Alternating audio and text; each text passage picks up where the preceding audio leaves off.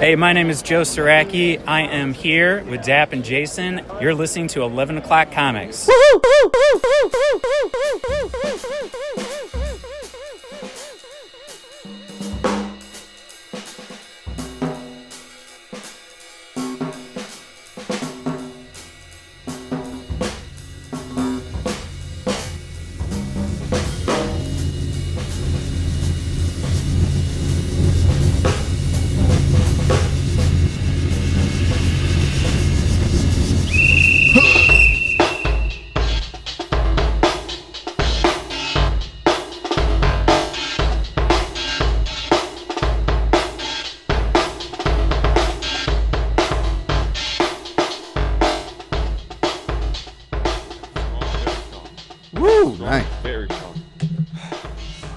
Love it. Hello, folks. You are listening to 11 O'Clock Comics. This is episode 1019. I am David A. Price, and with me is... I am Rom the Space Knight. Oh, you are not Rom the Space Knight. Sadly, much to Vince's chagrin, you are none other than Jason Wood. That is, of course, some foreshadowing for some, a life well lived, but some unfortunate news that hit us yesterday, or was it this morning? Yesterday. Well, we will definitely get into that. First, I want to remind you all that this episode is, of course, brought to you by our good friends over at cheapgraphicnovels.com, where you can get a ton of epic collections on the booze, trade paperbacks featuring tons of Sal Buscema artwork. You've got manga, you've got absolutes. You have so many books, so many great deals all the time. Every week with the new releases, there are specials. Some of them include DC Finest Batman, The Case of the Chemical Syndicate trade paperback for $23.99. To most people, Bruce Wayne is just another wealthy socialite with too much time and money on his hands. But little does anyone suspect that the tragic murder of his parents inspired him to dedicate his life to honing his mind and body so that one day he could avenge their deaths. Knowing that criminals are a superstitious and cowardly lot, Bruce patrols Gotham's rooftops as a justice-seeking creature of the night known as the Batman. This DC Finest volume collects Batman's introduction in The Case of the Chemical Syndicate, plus the other early appearances from Detective Comics, including issues numbers 27 through 52, Batman numbers 1 through 5, and World's Best Comics number 1, which also features the debuts of Robin the Boy Wonder, Catwoman, and the Clown Prince of Crime, the Joker. Also, Girl Who Raised the Dead graphic novel for $14.96. A young woman is struck dead by a bolt of lightning, but then a miracle. Her charred body rises into the air and absorbs an eerie orb of light. When the girl comes back to life, she discovers she possesses amazing telepathic powers. She can move objects. She can force people to do things against their will. She can see the future. She can even raise the dead. Originally published in 1987, The Girl Who Raised the Dead marks the triumphant return of cult horror legend Kawashima Norikazu. Drawn a year after his masterpiece, Her Frankenstein, this brutal yet charming manga shows Kawashima wickedly slathering teen paranormal magic in slasher gore. The Girl Who Raised the Dead is the 6th volume of Smudge, a series of vintage, horror, occult, and dark fantasy manga from publisher Living the Line. And finally, I Can Sell You a Body trade paperback for $11.89. Benny Little is a former TV psychic turned clairvoyant for hire and turned supernatural real estate agent. Since discovering he can perform reverse exorcism, transferring spirits into living bodies, he's become LA's most in-demand realtor, giving the dead a new lease on life. But when Denny falls in love with a new property, the family of the prospective tenant, a former mob boss, will get their money and revenge over our hapless hero's dead body. Those are some of your specials this week from cheapgraphicnovels.com. If you're a patron, you can head over to the Slack and see a few others that we posted there. Otherwise, head over to cheapgraphicnovels.com.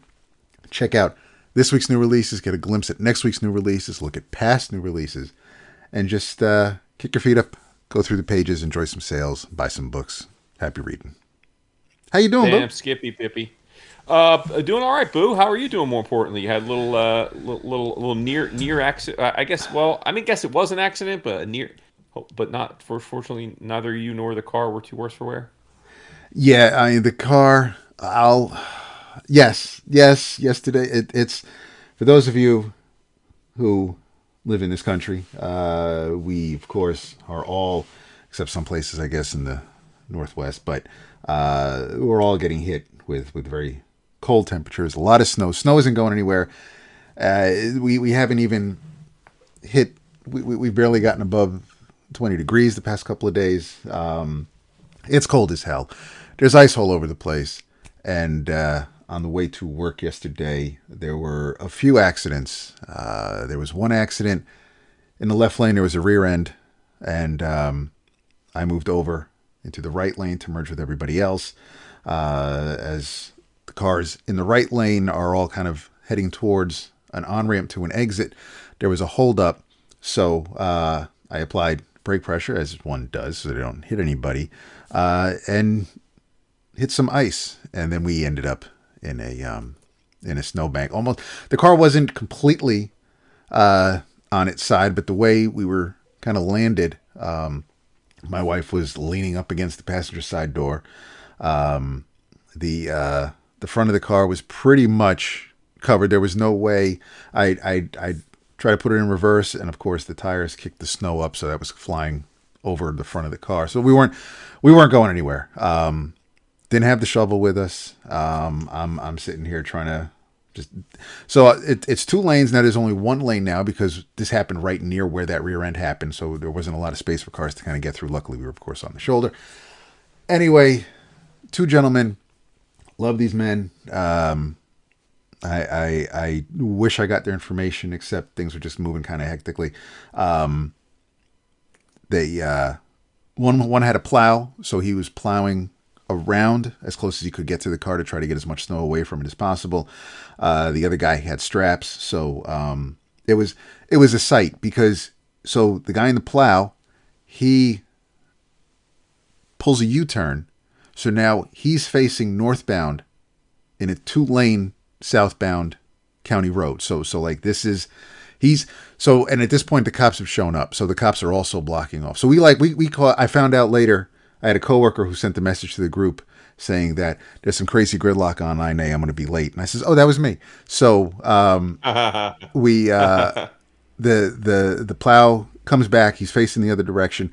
They strap onto the back tire, pull our fucking car out, and then we just tried to move along. So this way we no longer block traffic. But the cops wanted homeboy to clean up some of the snow with his plow a bit, so he had to stay behind. So I didn't get his information as much as it's killing me. Anyway, we turned around to head home because I really didn't feel like working. I didn't know what condition the car might be in.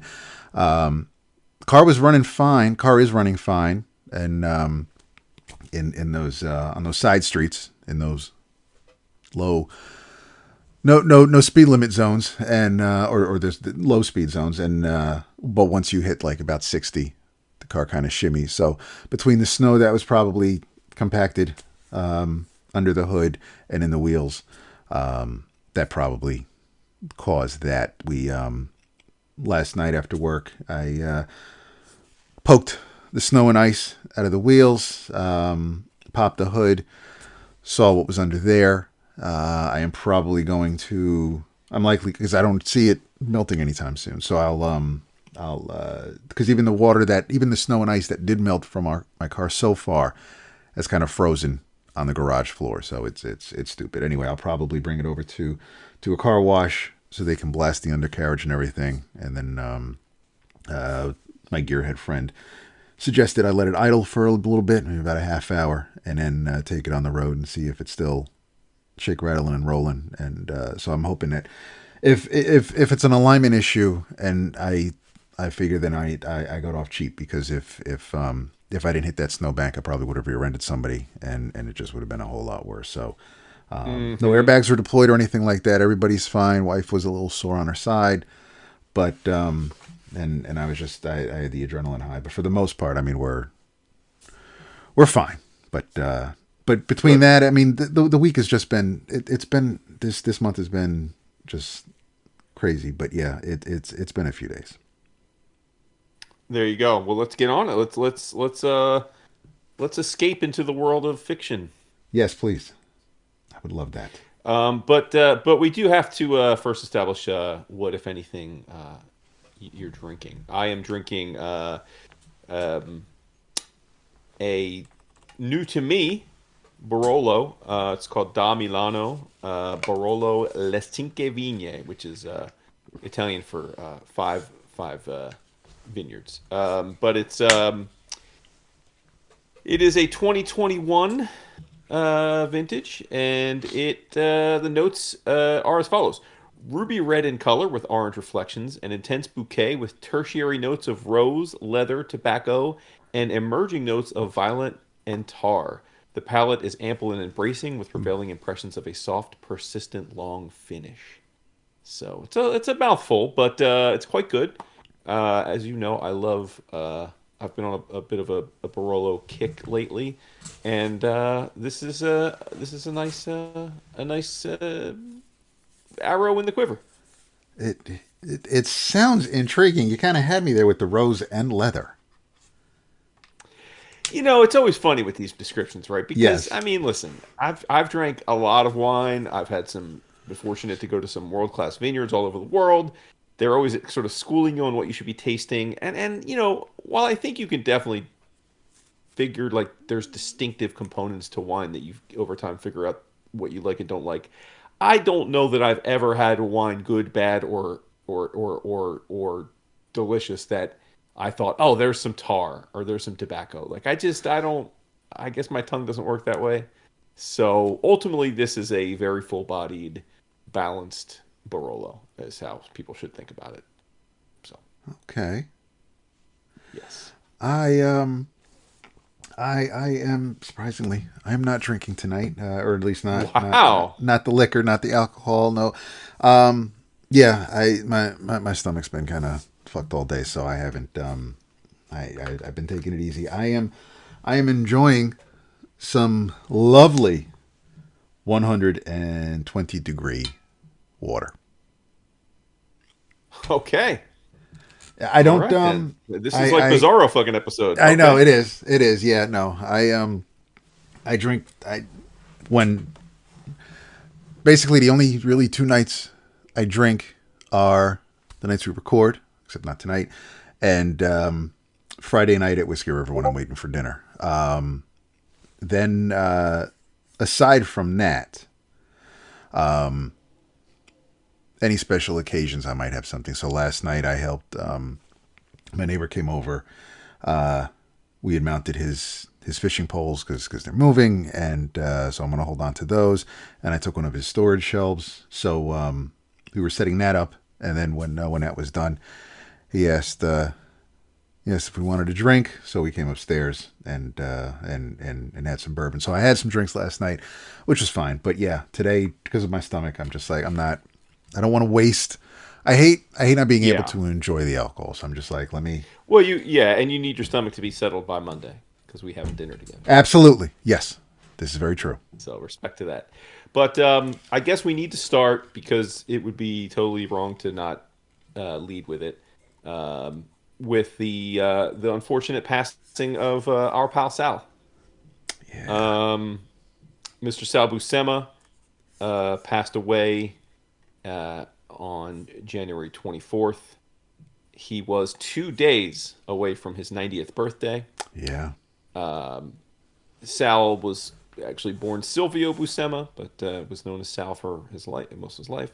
Of course, the younger brother of my favorite superhero artist of all time, John Buscema. But that's not to sell Sal short, right? Sal is inarguably one of the most prolific, accomplished superhero artists of all time. And I know in today's world we're all prone to hyperbole. Everything's the greatest ever, the worst ever, or the biggest deal, and so we can kind of get numb to using those kinds of accolades or adjectives. But I think in this case, it is a genuine thing to say that Sal's one of the all-time greats. Would you agree? I would. I've when I think of Sal, I think of the Incredible Hulk first and foremost. Hmm. He drew, he penciled that Bill Mantlo run, that brought us Racket Raccoon and all from the early mid 200s up to issue 300, and it just he was. I was a big fan.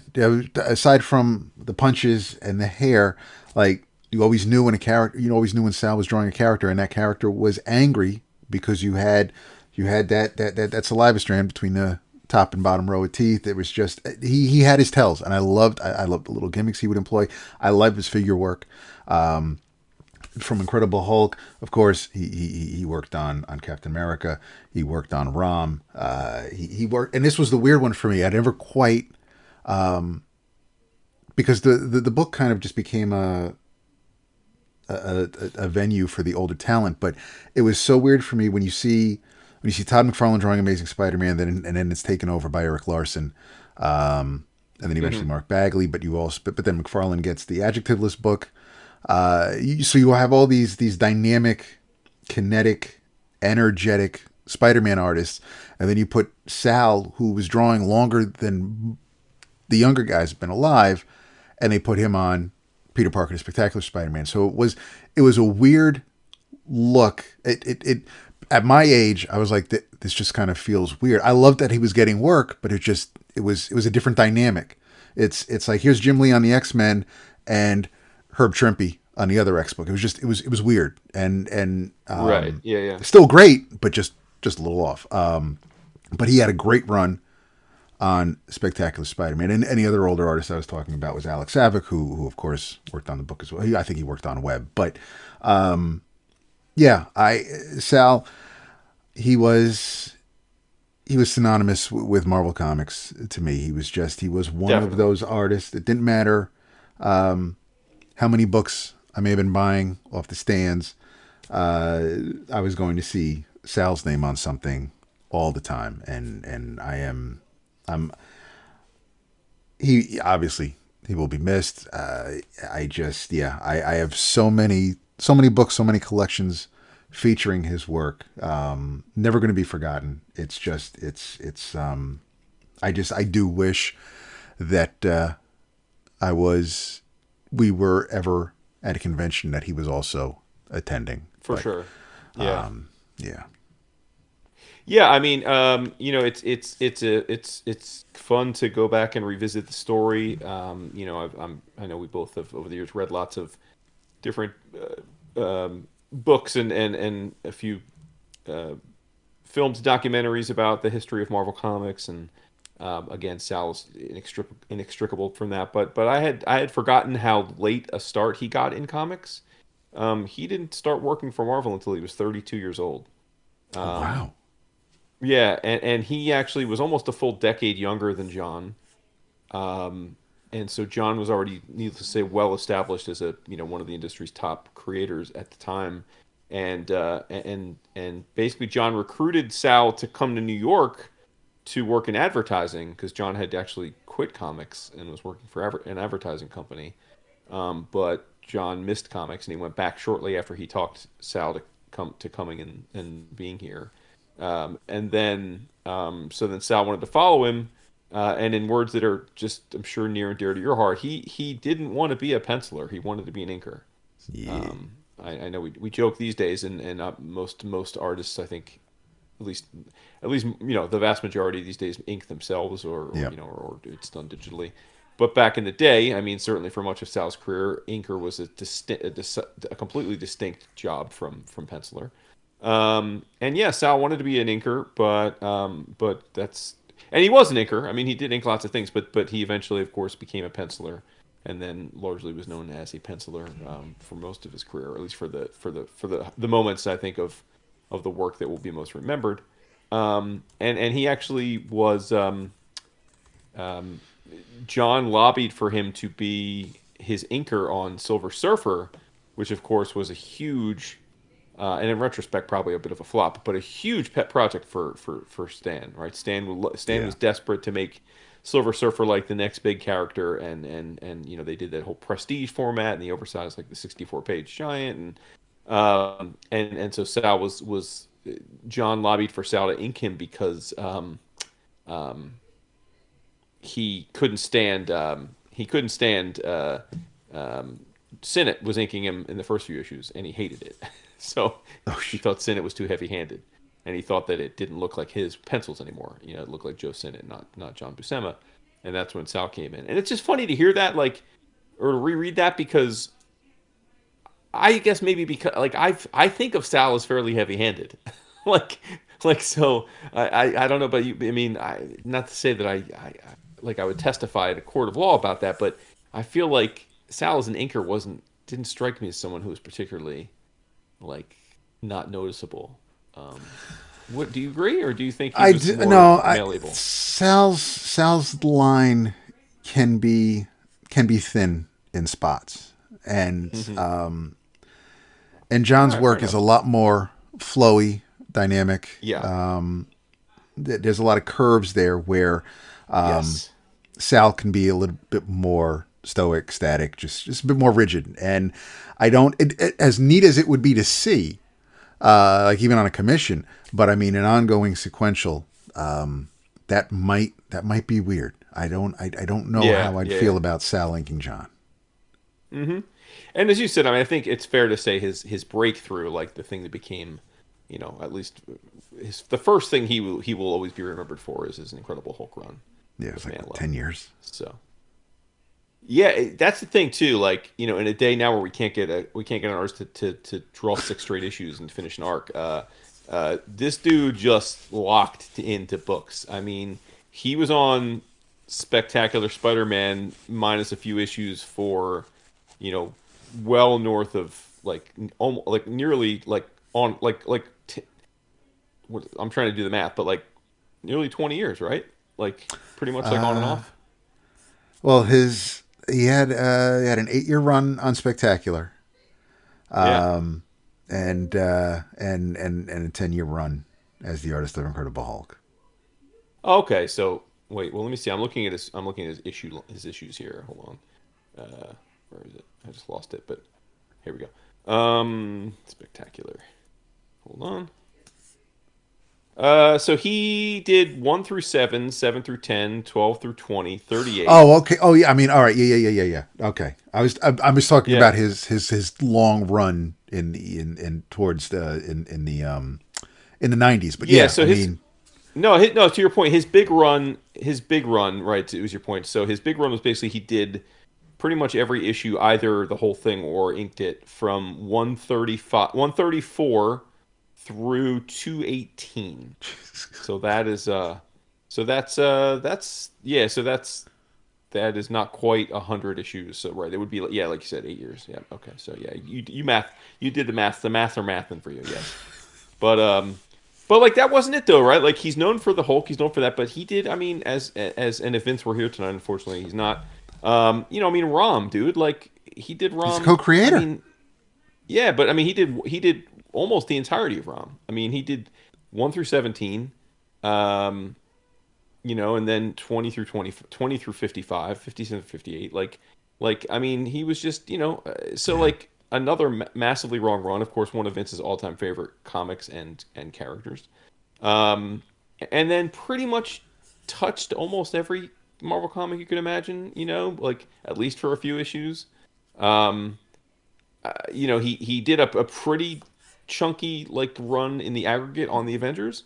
Now he was, to me, really well. He was not just he was a fill-in. He was a fill-in artist. He was kind of like their go-to fill-in artist. Right. But it added up to being a lot of issues, right?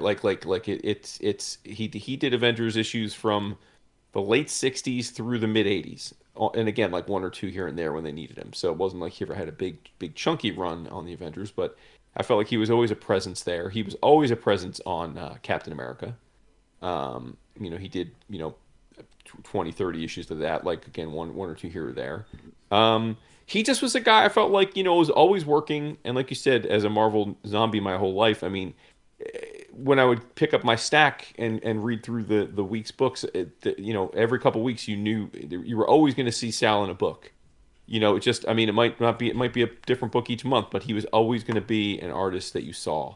So I feel like I was looking at Buscema artwork pretty much every week of my life for 30 years, like nonstop, and that's pretty awesome. I mean, it's beyond awesome. It's great, and also he by reputation was a super great dude. Everybody loved to be around him. He was very gregarious, and a big part of the bullpen culture was him, and he was fun. Apparently, much more of a pleasure to be around than his older brother, who was as much as I love him as an artist, was very much a curmudgeon. Didn't like many people. Didn't like superhero comics, right? Even though he was great at them, he just pretty much a guy that just kind of always looking on the glass half empty type of thing. But Sal was just the opposite. So yeah, man. And I will just say that while it's always sad that when one of these greats passes away, I'm never going to be mad at someone living 90 years. Because that is a life well lived. If we should all be so lucky to have 90 years on this planet with with relatively good health and faculties, as far as I could tell, up until close to the end. So I salute to Sal. Absolutely, our pal. Raise our glass. The Yes. and living a life doing a job that you enjoy. Absolutely, man. Yeah. So it's pretty crazy to think how old all these guys were, right? Like when they got started. Like to be 32 and starting comics, right? And, Kirby again, like almost 50 when he did FF. Like it's just nuts. Like think about that. Like Kirby's basically our contemporary right now, and he's like when he did FF. Like how crazy is that, right? Like, Yeah. Like we're like thinking like when can we retire? Like our careers are like ebbing down. We're like, you know what I mean? And like he's like, yeah, let me start my creative create flurry these now. Oh my Yeah, God. man, that's crazy. Love Crazy. it. So, all right, man. Well, there you go. Thank you, Sal. Thank you, Sal. Yes, sir. So what you got? What have I been reading? It was a late start this week. I went back to I'm working my way through the second book of Tokyo these days, so I don't want to talk about that until I finish the third. And of course I'm up to chapter 3 or 4 of Mujina Into the Deep, but I know you started that, so we can talk about that later.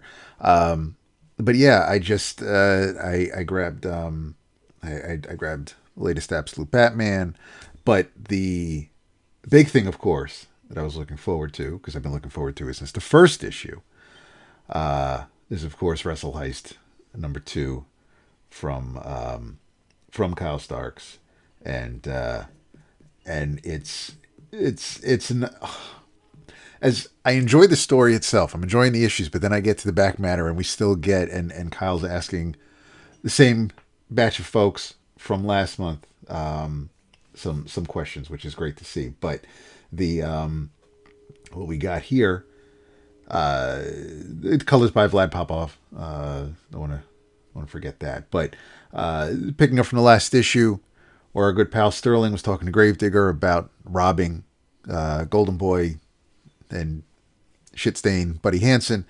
We get some stories about that. We get introduced to a couple of other wrestlers. So the crew seems to be going, and I already anticipate some issues happening, but not going to spoil anything in this issue that's barely 24 hours old, which just kind of reiterates what a horrible person this promoter is. But the Wrestle Heist Survey Wrestling Question of the Month is, who are the top 5 tag teams of all time? And as great as many of these answers are, I have to give a shout out, massive props, to Mr. Tim Irwin, who is a retailer for the comic book store in Glassboro, New Jersey, because on his top 5, he lists the Eliminators. And the Eliminators are very near and dear to me. They were a tag team for the ECW days, and they comprised, it was Perry Saturn, who people may know from his WWF/E run as part of the Radicals. So it's Perry Saturn and John Kronos. And apparently in real life, these two did not get along very well. But they made a great tag team. They had an awesome finishing maneuver. I am absolutely gobsmacked that someone remembers the Eliminators and actually put them on their list. So kudos, my man. The Eliminators never get enough love. But I mean, some of the answers were a little, but I get it. It all depends on when you started, what you were into, what your attitude might be, how you may even feel about tag teams in general. But I mean, you get some good answers. Our Foundation here and there, Harlem Heat, of course, the Steiners, the Road Warriors, Edge and Christian, naturally. There are some really great answers. Although I do have to kind of give Arun some shade for saying any mix of the Four Horsemen, because I could say maybe two. There are two versions of the Four Horsemen that are legit. But if you're going to give me a Four Horsemen with Steve McMichael or Lex Luger, no, it's early Four Horsemen or not. But yeah, I mean, it's a great question. I can't wait to see what happens next month. But I mean, you've got the cartoonist of Rick and Morty, Mark Ellerby, like the only answer he has is Young Bucks. You've got Head Cheese, which is great, from Jim Viscardi. Like I love the fact that some dudes just pulled some of these teams out that either people don't remember, never heard of, but just didn't get a lot of love back in the day. But yeah, it was a great question. It was another great issue. Love it. I think again, we got to speak to Kyle, because I want to know. Just I would assume he loves wrestling based on this book, but I do want to know. Oh, for sure. I want to get some backstory. When did he get into it? How young was he? What was he watching when he was growing up? Because a lot of it, depending on, because I think Kyle's got to be about our age. So I mean, like he was, depending on when he started watching, he may have been watching just during the territory days, which I feel he did, because because a lot of what happens in Wrestle Heist is based on the old territory days. So not that there aren't stories and documentaries that you can't find to get the gist of what went on, but I mean, if you were alive when it happened, then at least you were there. But yeah, I love this book. It's fun. It's a bit of a roller coaster, because I want the good guys to win like now, but of course they got to go through all this crap before we can get there. But yeah, it's a fun book. I am enjoying it a lot. If and even if you don't like wrestling, I think you'd still dig the story, and just because it's still good versus evil. It's just you got the wrestling backstory to it, but for the most part, it's still your standard straightforward comic book, because wrestlers love doing the acrobatics and bouncing around. So what's not to love? And it's funny too. I mean, Kyle's always been a clever and witty writer, but yeah, it's a highly enjoyable book for me. Yeah, for sure. It's also fun too, like with some of the back matter, right? Like I expect Andy Belanger to have an opinion, right? Like he's obviously an actual professional wrestler himself. Like I know Patrick Brower is a huge wrestling mark, but then like you see like Brian's Mr. Stoic 100 Bullets Azarello, who like I feel like has never like laughed at anything in his life, and he's apparently he's a big wrestling mark. Like who knew? Like that's cool. Like I'm like, oh shit. Right? Like it's like and he brings out Blue Meanie. Like, I thought that was great. Blue Meanie, I know. Blue Meanie and Dancing Stevie Richards, man. Damn. Yeah, dude. Yeah, it's interesting too, because I was like, oh, I wonder, I think I'd have to give it a lot of thought, like in terms of like who I would say are the top five. I mean, it's tough. It's tough because like, I mean, I gotta say, like, there are people on this that are repeatedly on this list of people that I think is crap. Like I hate that the Hardy Boys on like half these people's lists. Like yeah, pretty much, yeah. Like literally everybody. Like let's see, Hardy Boys. Let's see, 1, 2, 3. Like they're on like 6 of the lists, which just drives me nuts. That drives me crazy. Of course, Road Warriors can't not be on there. I think objectively, I don't think you can. I think you cannot have. If you're trying to be objective and not talk about your personal favorites, I think the Young Bucks have to be on there for sure. Yeah. I think so. I think Road Warriors and Young Bucks to me are the only two like have to be.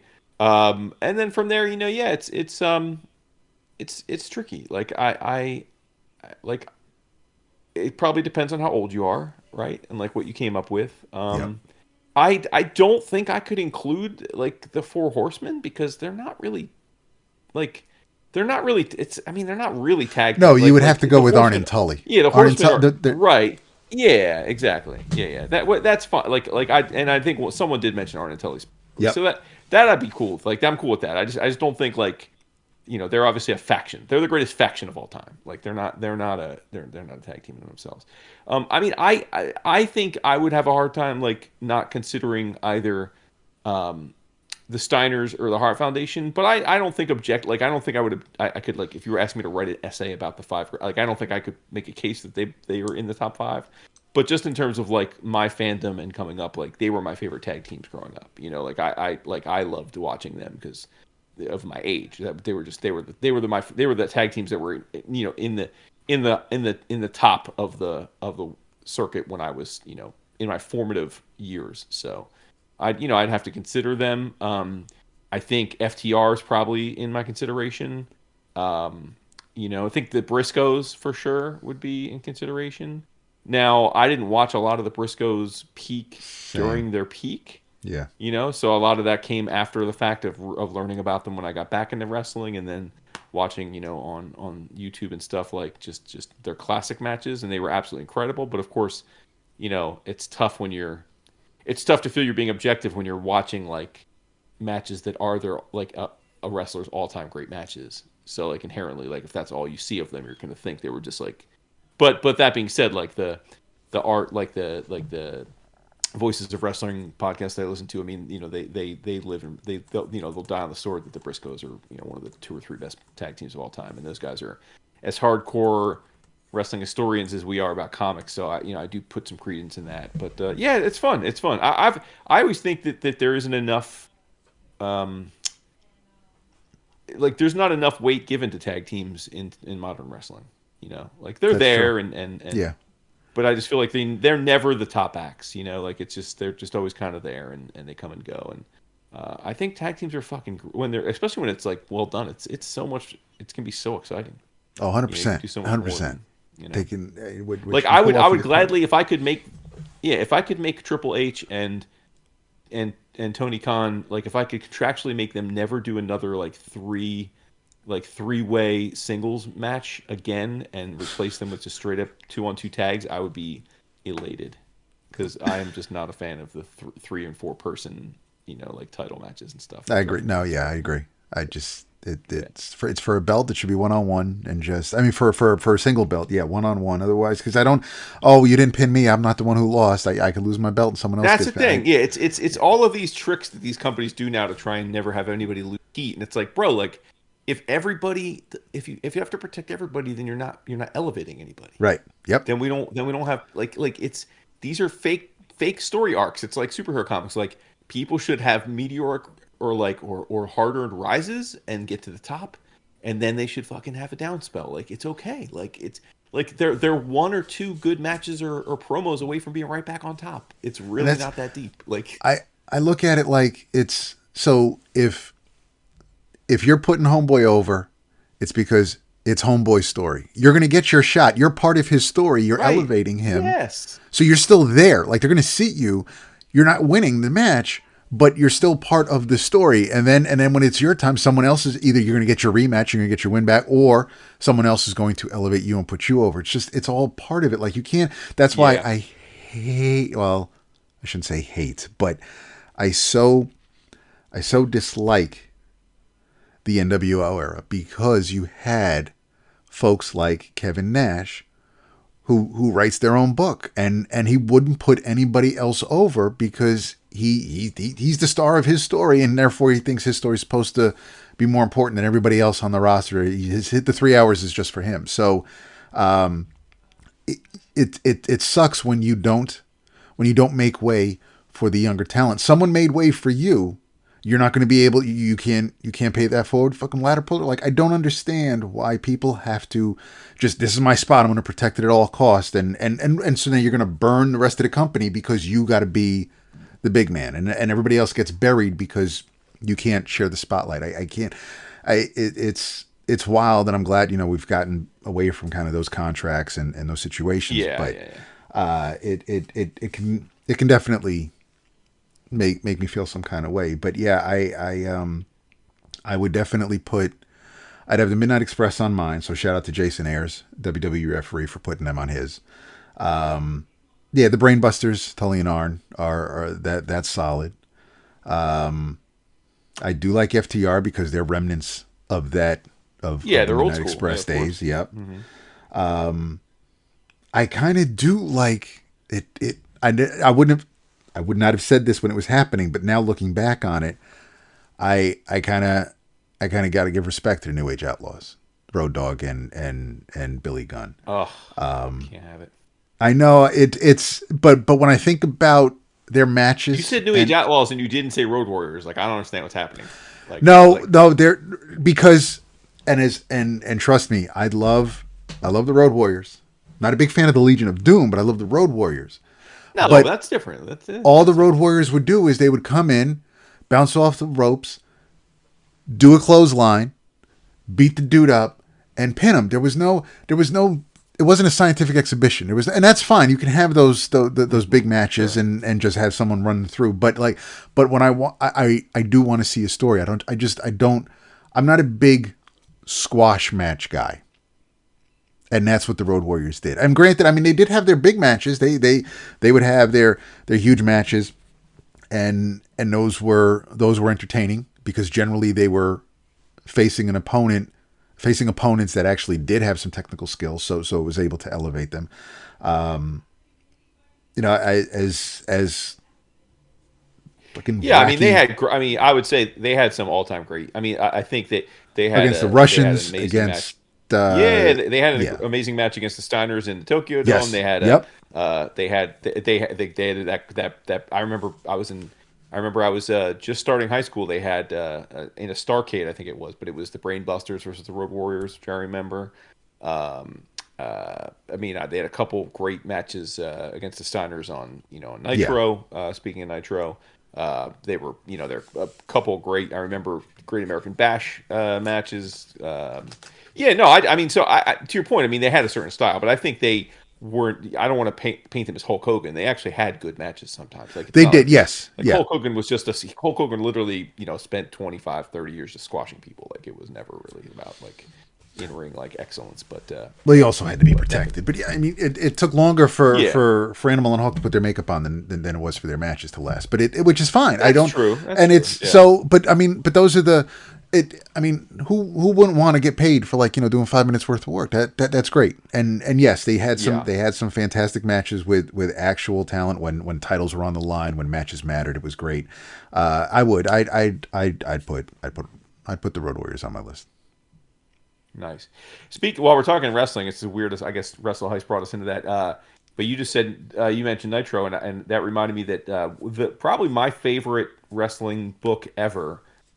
Is called Nitro. Nitro: The Incredible Rise and Inevitable Collapse of Ted Turner's WCW. It's a mouthful, but you just the cover says Nitro. But by Guy Evans. It came out probably a little less than a decade ago. But it's incredible. I mean, it's as you could imagine from the title, it's just a super in-depth recounting and look at the entire WCW Nitro, rise and fall. It takes you all the way from from Bischoff getting hired to getting sort of extemporaneously asked to pitch the concept of Nitro to Ted Turner to just grabbing the comet by its tail and its crazy ride all the way through to the end, the bitter end, and shuttering the thing and selling it to Vince. So it's excellent. If you're a wrestling mark and haven't read it, you should. It's an incredible book. I will have to check it out. Oh, it's great, man. It's so good. But to your point, Earl, I mean, but back to comics, Wrestle Heist is phenomenal. And like you said, clearly Starks is a major wrestling fan because he does things that only a wrestling fan would be into, right? Like, I mean, like the fluorescent light tubes, right? You know, or like when you meet the Lucha's son, and it's like Hijo de, right? Because that's all the all the Mexican luchadors who like it's all Hijo de, with the same name. It's like just like stuff like that. You wouldn't know that if you didn't actually watch wrestling. Those would be the little details that you just slip you by for like, oh, I'm just going to tell a story about wrestling. So yeah, he's clearly a big fan of the whole of the whole genre, which is really shines through. It feels very authentic, and I think it's fun figuring out like who he's drawing in the Kyle Starks way. Like I have to assume you agree that the boss man is Paul Heyman, right? I mean, it looks exactly like him. So, I mean, I know he's more of a Vince McMahon in the book, like, in terms of stature, but he draws him like Paul Heyman. I mean, it's Paul Heyman to a T. With the high forehead and the ponytail holding on to whatever three hairs are left. Yeah. And Digger reminds me of Mark Henry. But again, I mean, I could just be projecting. I don't know. Yeah, I get more of a Papa Shango vibe. Oh no! Come on, what? That's crazy, Papa Shango, bro. Like what? Because of the voodoo shaman aesthetic with the whole as he's coming up from the okay. I mean, I'm just talking about the gimmick, not the look, not the Right. I mean, it's that he could I mean, if this was going to be a movie, then you could absolutely get Mark Henry to play Great Digger. It's a super fun thing, man. It's really fun. Yeah. I mean, Starks does great crime comics. Like when he does like crime action is I think his sweet spot. Like I know he likes horror and stuff too, and he's good at that. But like to me, these are the books that I most love about when he does them. This is exactly the kind of book I want him doing, like one of these types of books every year, and I'd be happy. Yep. And then he could take the other half a year and do whatever he wants. That's cool too. He's doing his cul-de-sac. No, it's not saying I don't like the other stuff, but I'm saying like this is like when I read something like this from him, I'm like, oh man, now we're talking. This is what's up. So yeah. Faux show. And what is it? Is it 5 or 6 issues? I want to say I think it's 5. I mean, I won't be surprised if it's 6, but I feel like it's 5. Okay, cool. So I did a thing. We did our Kloskers. I mentioned that Dennis Camp probably was the writer of the year. We don't have that category anymore, but I just thought like based on the success he had in various different types of books, I was like, man, this is really like the year of Dennis Camp. Between Absolute Martian Manhunter and then of course sort of crisis events and then the other thing that he was big for him but I hadn't read, which is the Ultimates.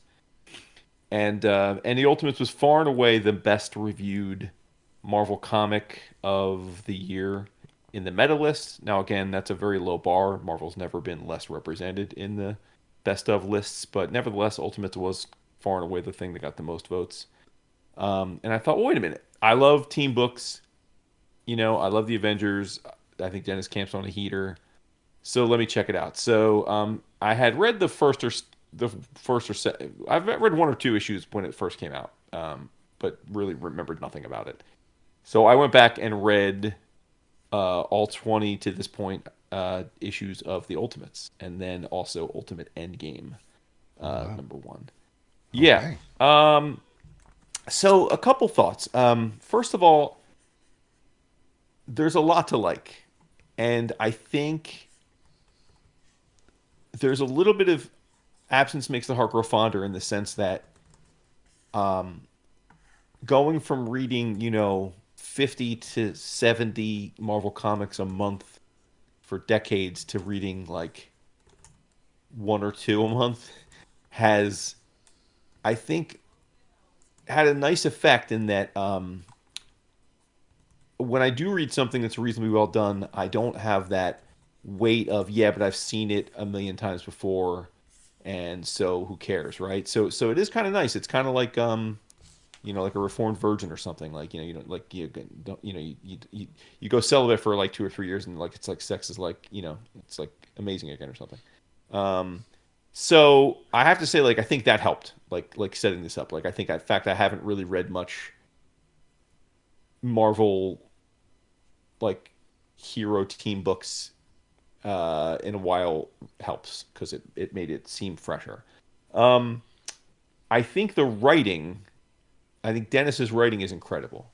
Like, as I read these 21 issues, I thought, well, like, just the story alone, like the dialogue, the pacing, the setup, the structure, I was like, oh man, like, another feather in his cap. Like, he really was the writer of the year. And oh man, like, he's really good at this. Like, and I thought, okay, so this is he's the kind of person I would adore. Being given the Hickman treatment and saying, okay, you are going to rebuild the Avengers proper, and we're going to give you 3 years to do it and just tell your story. And I would be on board for sure. So I really do very much like the story of the Ultimates. Like, I think it's very well done. Where I can't give it like the full, like, holy shit, what was I sleeping on? Like, you know, I can't give it that full, like, fist pump, you know, hey y'all, like, if you haven't been reading this, read it, is that I think the art is really inconsistent. Like, and I don't know if you've read any of this, but I think the art is wildly inconsistent. And I don't just mean like because there's different artists in the book. I mean that Juan Frigeri, who is the main artist, he does the majority of I'd say, I didn't count, but I'd say he probably did 15 or 16 of the issues. Like, he's the main artist. It's just incredibly varied from panel to panel and page to page. Like, sometimes I'll see a 2-page layout and think, oh, this looks great. This is like classic, great, modern superhero storytelling. And then I'll look at like a 3 or 4 page run and think, oh man, this feels rushed. It's lacking detail. The faces are wonky. So I don't know what's going on. Like, I cannot decipher to you why an artist would seem so erratic to me. I can only conclude that they must work in a certain way where they spend more time on certain pages. And again, you know, everyone's got deadlines, so whatever. But it definitely felt like, reading it all together, it felt just really inconsistent. And then on top of that, the fill-in artists, at least to my eyes, were often rough. Most, no pun intended, but Phil Noto. Phil Noto does the interiors of like 2 or 3 of the last issues. Oh man! And I know you share my disdain for Phil Noto sequentials. Yeah. I think Phil Noto can draw a pinup to like with the best of them. Oh yeah, Every if you year want to do a fashion model or something, usually, yeah. Yeah, like every year he's got like some kind of beautiful pinup piece for the Heroes art auction. Yeah. And it always looks great. And in fact, one year he had a domino, like not at the auction, but online that I was trying to buy. Like, I think he can draw a pinup like you said, like a fashion. It's gorgeous. But my guy is just stiff as a board. The sequentials feel so stiff, like you're looking at cutouts of characters being laid onto a panel. Anyway. Point is, I think the story was super fun and interesting and well done, and I loved a lot about it. Like, first of all, you know, I'm a sucker for getting the band together, and the premise of this whole thing is that, and this all basically picks up from the last iteration of the Ultimate Universe, which ended, you know, which had that sort of the you know, the climax where the universe ended and stuff. So the Maker is trapped in his own building for reasons I'm not quite clear, but they set it all up in the intro of the intro of this round of Ultimate books. And the heroes have essentially 18 months until he's free. There's a clock, like they know that he's going to be free, and they have 18 months to basically try and fix the world, and before he's free. And the Ultimates essentially gives you there's a countdown clock, and at the end of each issue it'll be like 10 months left, 9 months left. Which I thought was really cool. The premise is basically that Tony Stark, but it's like a kid. It's like kind of like Iron Lad. He's a young Tony Stark. Okay. And Doom, who's in this, as you may remember, Doom is in this world, Reed Richards. But Doom, and then they need to recruit. They're trying to recruit heroes, because the whole premise of this Ultimate Universe is that the Maker, who's kind of like Kang, used time travel to surgically remove all heroes from ever existing. And so the current reality is that the Maker rules the world with a council of baddies, and they're the only real powered people. Like, there's no heroes in this universe. So our heroes say, well, we have 18 months. Let's figure out a way to basically recreate the Ultimates, the Avengers. Let's recreate heroes. And they go about that, and they start recruiting people, and they recruit Thor and Sif. And then they recruit, and it goes from there. And there's an awesome version of Hawkeye who's a Native American, right? Like there's a Native American version of Hawkeye, which is badass, really super cool design, cool character. We meet their versions of Hank and Wanda, and it's a little trite, like they're exterminators when we meet them, right? It's very clever, and and then they become Wasp and Giant Man / Ant-Man. It's just so we meet each of these characters, and a lot of the first arc or two is recruiting these characters, learning about their backstories and the like, and learning more and more about Doom and his attempt to try and recreate the Fantastic Four and what happened to the original. And it's just very engaging, I think, and each character feels unique and fleshed out, and it's clever twists on the origin stories, not dissimilar to why we like the Absolute line. These are characters we sort of know, but they're not exactly like we know. I'd say where Marvel went wrong, and they went wrong, is that they, with the Ultimates, didn't change them enough, right? Like that's what makes Absolute so badass. Like they're different, and again, in this particular, I can't speak to the other Ultimate books, but in this, like I think Dennis does a nice job with it, but they're just not different enough, right? Like Hawkeye's still like a skinny human without powers who shoots trick arrows, right? Like Wanda is still a beautiful brunette who shrinks and becomes a flying wand. You know what I mean? Like they're not. They're more like alternate dimension, multiverse versions of these characters versus complete reimagining. And I think that would have been the smarter play. But either way, I thought the getting the band together stuff was super fun. I think they get real creative with that. They get super creative with the villains who are on the council. There's a new version of She-Hulk who joins the Avengers. She's kind of like a Maori, like a Moana type, which was super cool. And like she's protecting a bunch of gamma irradiated Morlock type, mutated beings that are weak. They're not able to defend themselves, and she's their defender. So it's all really well thought out stuff that's adjacent to your nostalgia, but a little different. So I was totally vibing with it. But except that the art, every now and then, be like, but the art's pulling, and it builds to a great climax where they essentially get they get a big team together, and the other premise of this is that the Ultimates isn't just about getting these heroes together.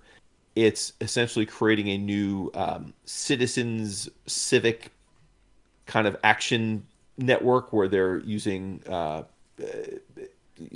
for the lack of a better term, like social media technology to get average people to rise up against the Maker and his council. And it's starting to work. Like as over the course of the 20 issues, like what starts as a gem of germination of an idea starts going viral, like as things do. And by the 20th issue, like there's entire chunks of the populace that are rising up in civil dispute and trying to fight for their freedom. And that's also part of their same movement. It's just super well done, man. Captain America's in it. He's actually he's pretty much this Cap. Like he's Steve Rogers from A Block of Ice, unfrozen as 2024. And he's like, holy shit. But like I said, I think I enjoyed it. I think it's, again, it's masterfully well written. And all I could think about as I'm reading these issues this week is, man, if like Pepe Larraz or Mahmoud or or Mora was just the regular on this would have been a top book for everybody. Because if you put an artist who's got the chops of what Camp's scripting and dialogue are, you have an incredible team book. Unfortunately, that isn't what we got. So you got to take what you can get. So is it worth your time? I think so. Like again, if you like team books, if you like the Avengers, I had fun with it, but as you can hear, I can't give you like the resounding, man, this is like what was I thinking not reading this for the last 2 years. Like I can't go there because the doesn't to me quite meet the rest of the story. And what's sad there, DAP, isn't that kind of just the microcosm of Marvel, right? Like we acknowledge that Marvel still got decent storytellers, but it's like their art chops have fallen off a fucking cliff, man. And again, there are really good artists at Marvel. Like I'm not like don't mishear me, audience. There are people drawing comics at Marvel that are incredible. Josh Cassara is incredible. Mahmoud's incredible. There, Pepe Larraz is incredible. Carmen Carnero is incredible. There are plenty of people doing great work. Don't get me wrong, but the hit to miss ratio of their artists right now is unacceptable for one of the biggest companies in the business. It's just unacceptable. And again, I don't want to say Frank Gehry is like a bad artist, because there are quite a few panels and pages that I think look great, but the inconsistency is maddening. I don't know if he works digitally. I don't know his process, but yeah. So I'd give the art like a C, and I'd give the story like an A minus. So I guess we average it up to like a B. And listen, you could do a lot worse than reading a 20 issue run that's a B. So so not mad at myself for doing it, but also didn't have the euphoric aha experience I was sort of hoping I would, based on how well regarded the series seems to be. So there you have it. The most lukewarm endorsement of the Ultimates you'll hear on any place in the internet. Oh, poor Ultimates. Again, it's not poor. Like it's a good book. Like it's a solid book. That's my point. Like, it's not a bad thing. I'm not shitting on it. It's just not like but it's also not great. And so it is puzzling to me that it's widely, like, it is probably the best book Marvel put out last year. And that's a bummer, because if they should be capable of still having one or two absolute grand slams, right? And this wasn't it. But hey, it's nice that Mr. Noto gets to eat. Like, I don't want him to I don't want that dude to be homeless. So yeah, there you go. I guess that's a good thing. Jesus. Yeah. I assume you haven't read any of this. Not since the first couple of issues, but I am. Yeah. You do have me interested, though. No. You're not. It's not that deep. Like, again, okay. This is one of those things. I think you should read it if you're like. This is the kind of book that you should read if you're like super into the things that make the book up. Like I'm gonna read any book that has Domino in it, right? Because I'm a freak for Domino. Sure, but I acknowledge that Domino books aren't. But like, most people don't need to read a Domino book. Like I don't think the average person needs to read this. I think if you love the Ultimate Universe, if you love the Avengers, then maybe it crosses over into it's worth your time. But I think you're neither an Ultimate nor Avengers mark in the way that you I don't think that you'd be like, oh, I got to check this out. This ain't Superman. You know what I mean? This isn't one of your characters. You know what I mean? That's this fair. Isn't your not to say you don't like the Avengers. I'm just saying you're not I got to read the Avengers. It's not right. a compulsion for you. Yeah. So that tracks. Okay. Anywho, yeah. But I figured I read a 21 issue run ahead of time. I couldn't be like, oh, absolutely. Yeah, I'm glad you did. So it was a couple. I put some hours into it. So. That hard work's paying off. Yeah. Well, before we move on, I got to say I forgot, because mad props for Ultimate Luke Cage, because he's part of the team too. I didn't mention nearly all the members, because they end up getting a lot of members. But the first issue, or not the origin issue of Ultimate Luke Cage is a blast, and I was like, that's super cool issue, super cool character. There was a fill-in artist on that too. I forget who it was, but it was actually very, very indie in the way they drew it. I was like, wow, I can't believe this is a mainstream Marvel book artist. But it was good though. But I enjoyed it. So yeah. Can never get enough Luke Cage. Shit. You can't ever get enough Luke Cage. That's facts. Yeah. He's the gift that keeps on giving. I was catching up on a couple. I read the fifth issue of Batman by Fraction and Jiménez, with Morey on colors. This is Date Night. The Bruce Wayne and the and the Good Doctor are they keep quibbling over whether or not Dr. Zeller is adamant that this is not a date, because Bruce is picking her up, and he says it's almost date, and she says, I'm sorry. And she asks if it's a date. He's like, why would you think it's a date? He's like, well, you're dressed up. He's like, I'm just dressed. It's Bruce Wayne. When is he not fucking wearing a suit or a 3/4 zip? But right. He has a gift for her that isn't really a gift, but it's wrapped. And because of that, she's like, yeah, okay, you think it's a date. And he says, it's not a date. She's like, no, it's not. But she's wearing a skirt and heels. And Bruce is like, you totally said this was a date. But so they have some cute banter. But while Bruce is driving to wherever I guess they're going, he realizes that they're being followed by a bunch of dudes on motorcycles, and they are brandishing swords. So he does some driving maneuvers to get away. He tells her that he's won awards for driving. She goes, awards for driving, and he realizes how silly that sounds. And he gets away, except that he ends up. They're at the Little Tokyo Yamamoto Avenue overpass, and it's a great thing about this book is that like just the little captions that Fraction will put here and there, whether it's the location or again the technology that Bruce might be wearing, things like that. I get a kick out of the little bits of info. But Bruce outmaneuvers the motorcycles, but crashes the car through the wall of the overpass and lands in Little Tokyo. I have no idea why the airbag doesn't deploy. They land, and the car is barely drivable. Bruce is claiming he can't see a damn thing, and they keep sputtering along until they crash into a dumpster in an alley. And so they go to get away, or they keep running because I'm sure they're being chased. And all of a sudden, this a bunch of birds, almost like ravens or crows, show up, but they all of a sudden form into this woman with these glowing swords, katanas, and we find out later that she's one of the she's part of the League of Assassins, but she is about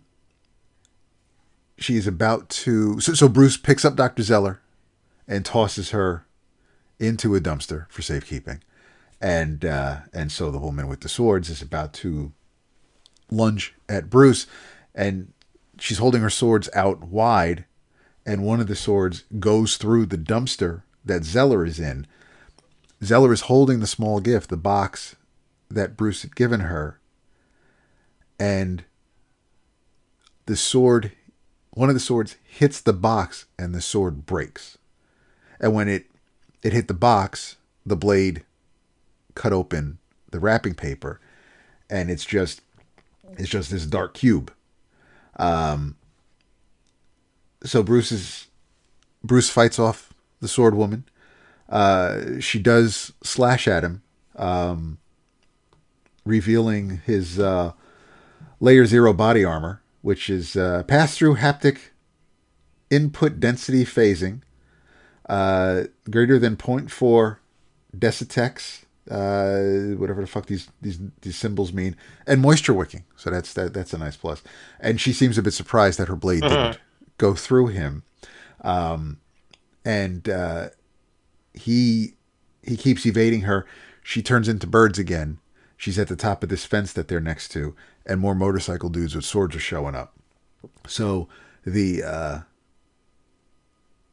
she flies away, and Zeller pops out from the dumpster. She goes, so the woman made of birds and the motorcycle men aren't friends, and so Bruce realizes that there are multiple parties interested in collecting the bounty on Zeller's head. So she asked what was in the box, what was the gift, and because it broke her sword, and he says it's a cube of titanographene, and so it's my way of saying I look forward to working with you. And she goes, I left it in a dumpster, and it's worth a fortune. And he goes, I already have a fortune. What I don't have is more of you. He's so fucking smooth. And he they're able to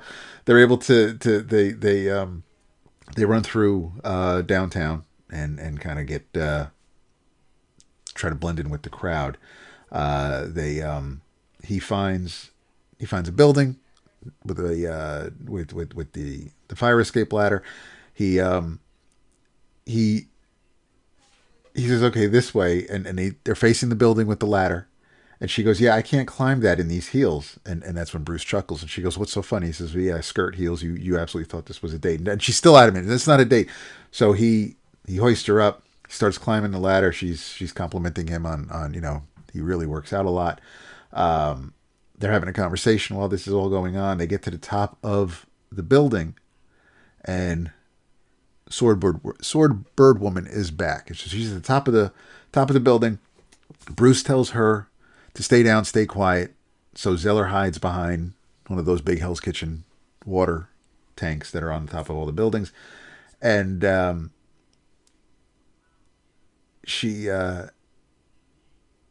Bruce is squaring up against her. So they're about to fight.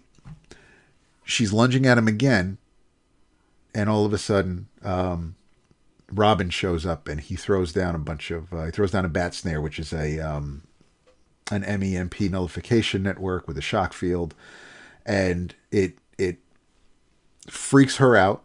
It zaps her, and she flies away again. And apparently, she is the Ojo.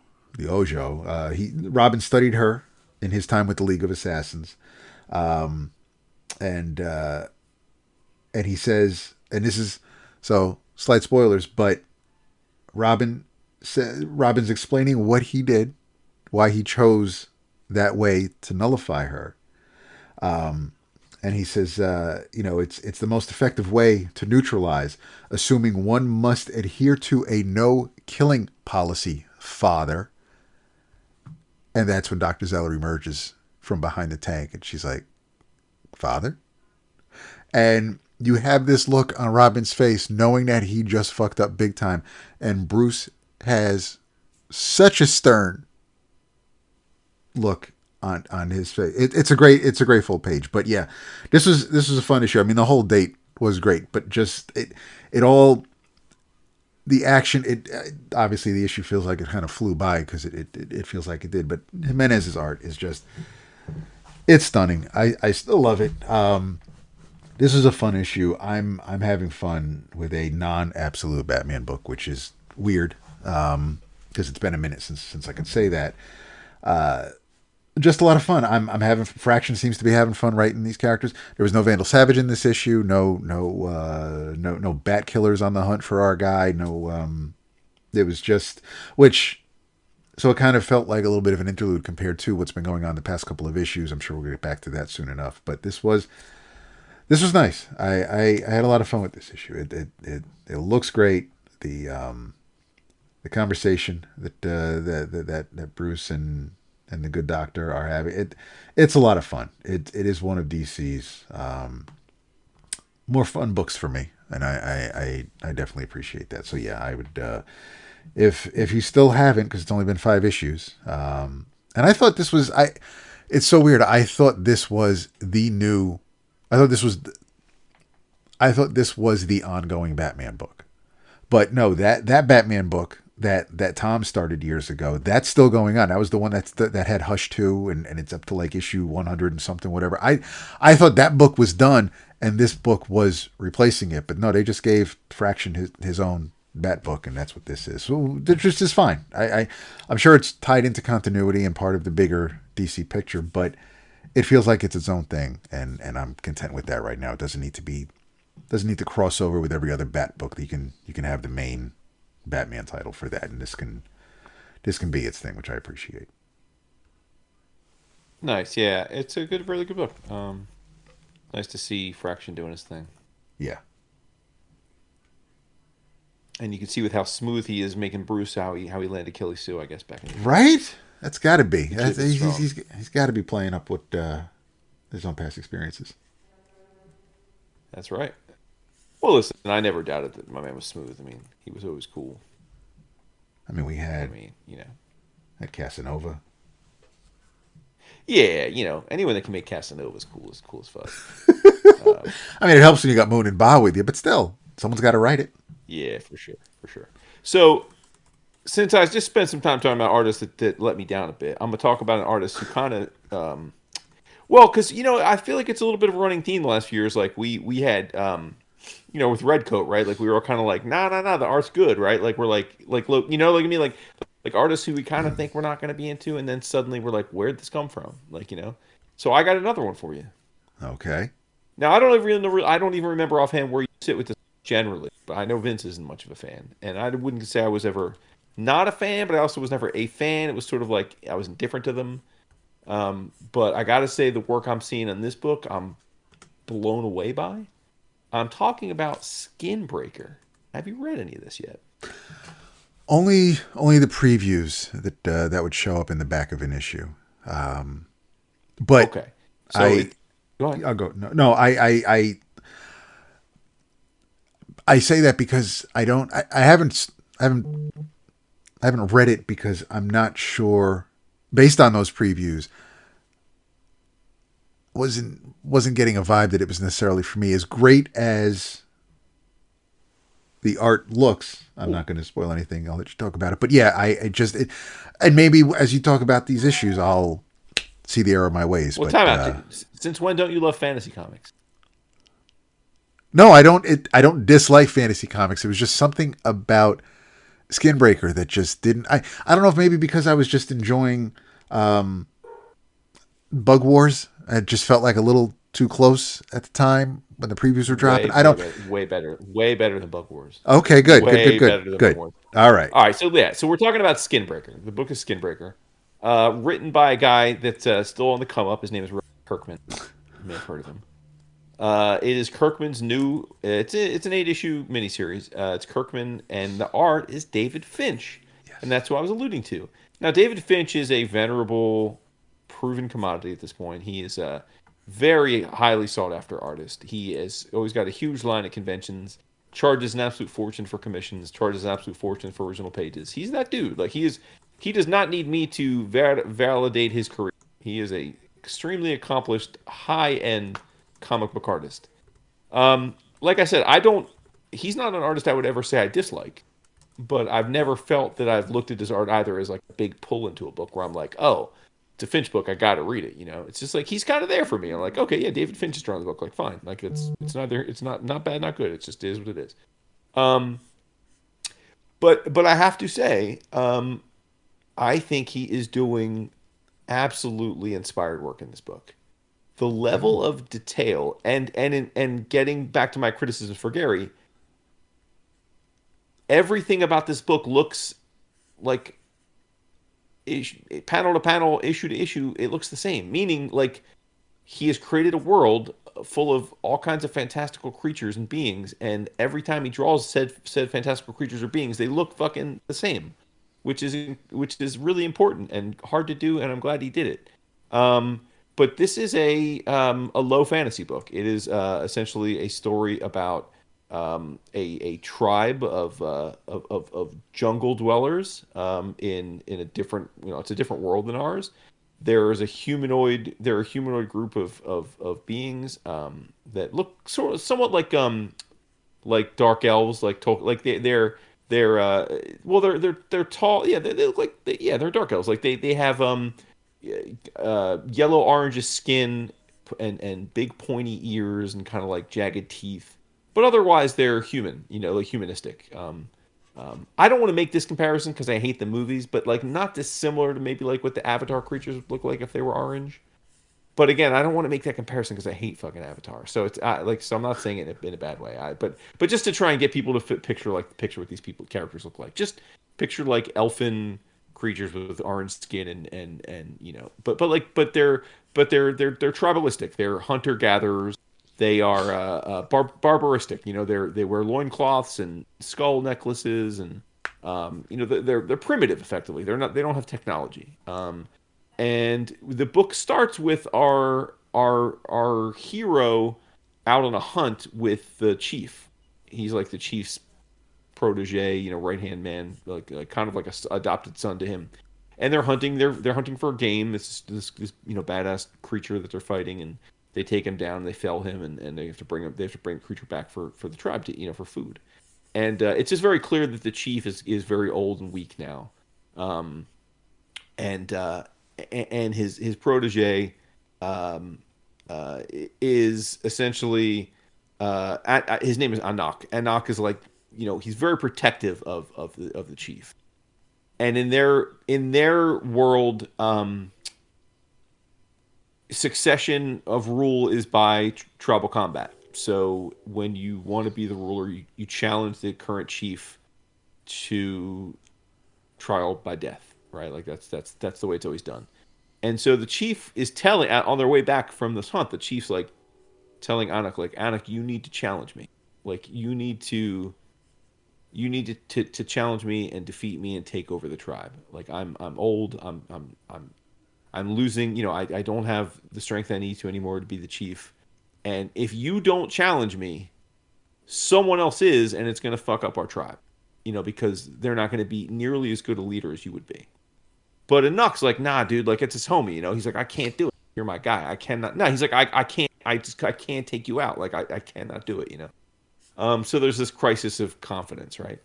But as you can guess, because it's a comic and it's action, like things happen where the sort of the tough as nails aggro would-be chief, the other guy that has his eye on the throne, basically is like milliseconds away from challenging the chief. Later on, at the dinner, post hunt dinner, and Anak finally realizes like that this dude's about to challenge the chief and become the new head of the tribe, and so he steps in and says, "I challenge you," like cuts him off and challenges him, right? And then and spoilers, but he has to kill his mentor and become the new chief. But what's super cool about the way Kirkman did it is this all happens, and then fast forward, we're now like 50 years later, and Anak is the old man chief who's nearing the end of his run. And he's now facing against the reality that his rival from back in the day's son is the new badass alpha and has his eyes on the throne. And he's trying to implore his son into doing the same for him. But the thing about his son is, it gets back to the title of the book called Skinbreaker. So when these beings are born, they're born in like, it's like, I don't know if it's like, it's some other, they're born in a kind of a skin that's like off-white and kind of like wrinkly and just not like mucusy, but just like kind of gross looking. It's almost like they have like a caul fat layer over themselves, like it's like, and I guess the reason they're called Skinbreakers is like their puberty is the chief has a blade called the Skinbreaker, and it's like a prismatic blade. And when he holds it up to the sun, and the sun goes through the blade, and it hits one of their people, if you're able to physically, if you're mature and ready enough, the beam sheds this layer of off-white skin that you're born with, and you emerge from that like a chrysalis. You emerge into this fully formed, orange-skinned warrior, muscular warrior ready to take on the world. And I guess in their tribe, though, it's not like, like us where, puberty happens at roughly around the same age for everybody. This is like when you're ready, you're ready. And so the youth often get presented for their skin breaking every year or so. And Anak's son is like approaching teenage years, and he still has not broken through with his skin. And he's embarrassed about it. He's a recluse. He thinks he's embarrassing, and his dad, to his credit, is a good dad. His dad's like, nah, dude, like I love you no matter what. Like you're my boo. Like it's all good. But like he's embarrassed about it because all kids are generally like breaking through with their skin like 6, 7, 8 years old, and he's 13 and still hasn't broken through. And meanwhile, the antagonist's son, he grabs it like when Anak's son doesn't break through again in the book, the antagonist grabs his newborn son, who's 1 year old, and says he's going to do the skin breaking, and his wife's like, no, you can't, because if they're not ready and they're too weak, they can die from it. Like it'll kill them. And he's willing to risk his 1-year-old son's life, for pride. But like the son, but at 1 year old, the kid handles it. He breaks his skin at 1 year old, which is why, again, it makes sense in the future he matures into like this like legitimate badass. And it kind of sets this up, and it's like, okay, now what? What's going to happen here? 5 issues in, so there's 3 left, and it's I presume it's going to come down to Anak's son the unconventional hero versus this, alpha male hero that's kind of been born and bred to be the leader of the world. And it's this combat between during a Nox run as chief. They've really transformed how they live their lives, and Nox has created a system where they use lots of traps and gadgetry to hunt.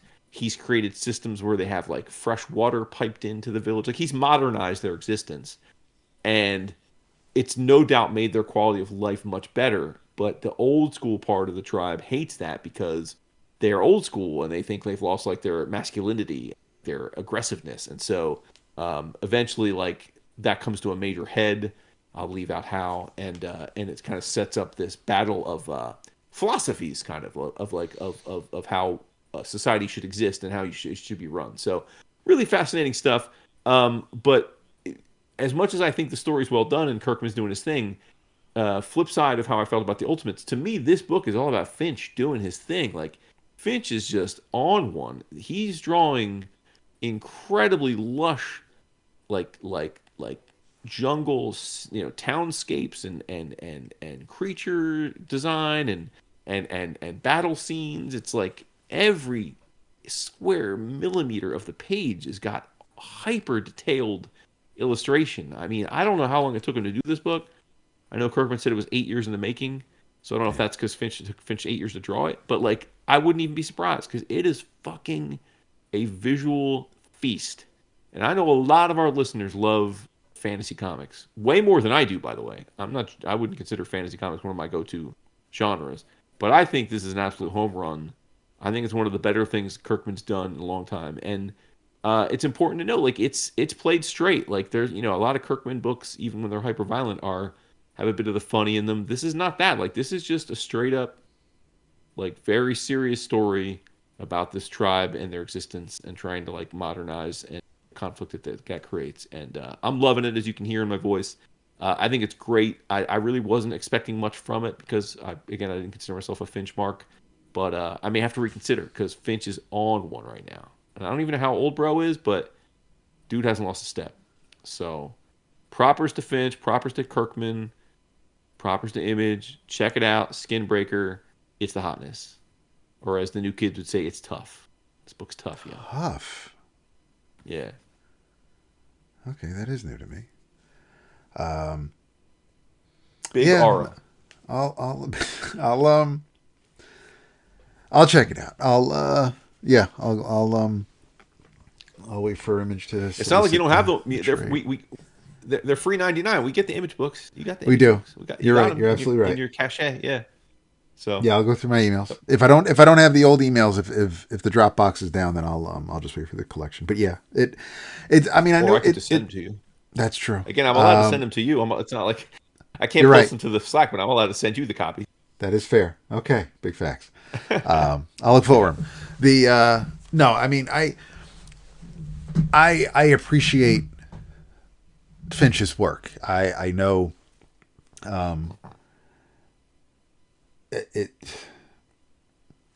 It's weird sometimes, it looks like he would draw something that, the vein in the bicep had a vein. It's just, he was super, I mean, he wasn't Platt, but he put a lot of detail, in the musculature, not like Bart Sears, but he knows how to draw a figure. And, I don't always agree with the subject matter he's attached to, like that Charlie Houston run of Moon Knight that he drew. I was not a fan of that. It was, I mean, okay, it's Moon Knight, so it takes place at night. It's supposed to be a dark book, but I mean, Jesus, I could barely make out what was going on. And it was violent. It seemed to be like almost for no reason. He drew it beautifully. I mean, like he kicked ass on that book. It wasn't a book for me, but I have enjoyed Finch here and there over the years. I mean, hell, he drew the end of he drew Bendis's Avengers at the start. Absolutely, man. Yeah. So yeah. So I mean, I like the man's work, and yeah, when we were at Baltimore, it was great to see the lines, people lining up to see him, seeing what he had to, what he had. I didn't go through the books. I don't know what he had for sale, but it was nice to see him with everybody else over there, and people lining up to get his autograph or to pick up a commission. He does put out work that you would think like he puts out the kind of work that somebody is hungry who's just starting like 20 years ago. That's what I'm saying. That want to make a mark, and it's like, dude, like you can relax a little bit now, but the fact that he's still like pedal to the metal, 160 miles per hour, man, I'll get over my hang up of whatever it is about Skinbreaker, but yeah, it's like the fact that he's drawing it. Like you're regressing back into your anti-Kirkman mode. Yeah, I'm trying not to go too far into that. Like if anybody else was drawing this, I could see me saying, yeah, that's all right. But knowing what Finch can do. What do you got against Kirkman now all of a sudden? I thought you were over that. No, I hold grudges. No, it's one of those things where it's just But wait, what has he done? No, I forget. I've eased up off him. I was gonna say you read all of Walking Dead. Like I did. No, yeah, no. I still and I was there for the beginning of Void Rivals. I haven't tried the new Transformers yet. DWJ left, but no, I don't. My issue. Appreciate. No, and I don't. The fact that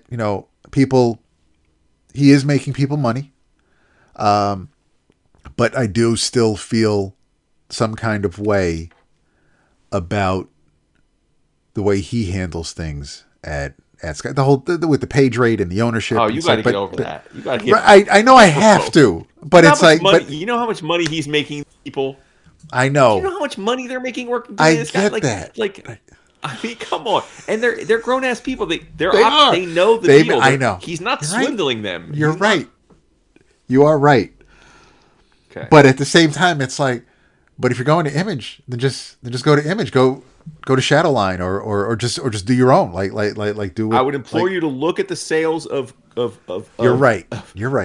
Of Skybound books and look at the sales of Image again. We're not a business podcast much of it all ever anymore, but Image Comics proper is doing horrendously. Most Image books sell nothing and are not profitable for the creators, which is like en masse, including many of our boos who used to have Image books that made them tons of money. They are struggling to make any money at Image now. So that's neither here nor there, other than to say that like Skybound's doing something right because everybody there be eating. So it is different. But anyway, don't be hating. Right. I won't be hating. Don't hate.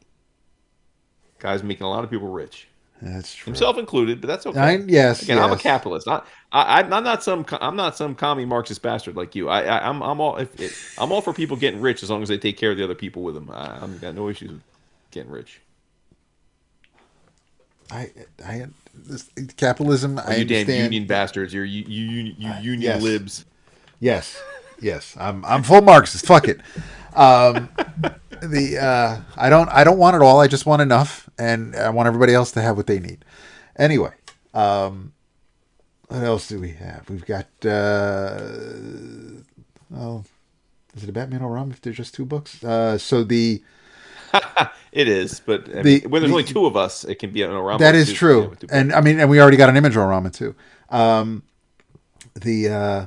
Absolute Batman number 16 is the second unofficial crossover. Now it's time for Diana to I haven't read it favor. Yet, so no, yeah, I'm not going to go into it. Just Dragotta's drawing the shit. How to feel? Because I know we were kind of a little nervous about the crossover, wondering if it was a little too early for it. How did that feel? Did it feel cool? Did it feel natural? I feel like the Wonder Woman issue felt a little bit more natural. Okay. And I'll wait for you to read. I haven't read that yet either. Okay, so I'll wait for you to read both of them, and I'll explain why. But yeah, this was Wonder Woman comes to Gotham to help Bruce because basically Bruce wants to help his friends. he decides to stop by and visit Ozzy, and Harvey, and Oswald really wants nothing to do with Bruce, and he's pissed off, and rightfully so. I mean, he looks a fucking right mess. But Bruce wants to help his friends. I think specifically he wants to help Waylon, and so that's the issue.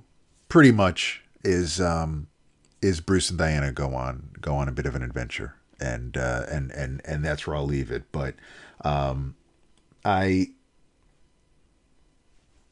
may be partial to Hayden's version of Wonder Woman, but I'm not mad at Nick's. Sure.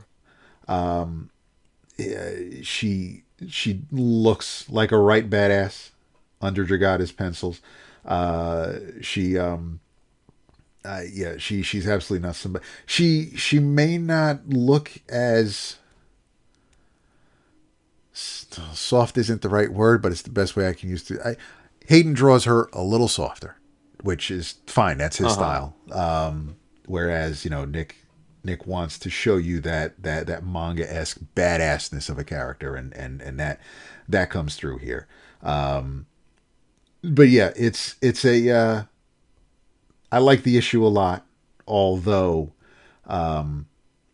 this was a good Batman issue, but between the two crossovers, I think I'm partial to the Wonder Woman story because it just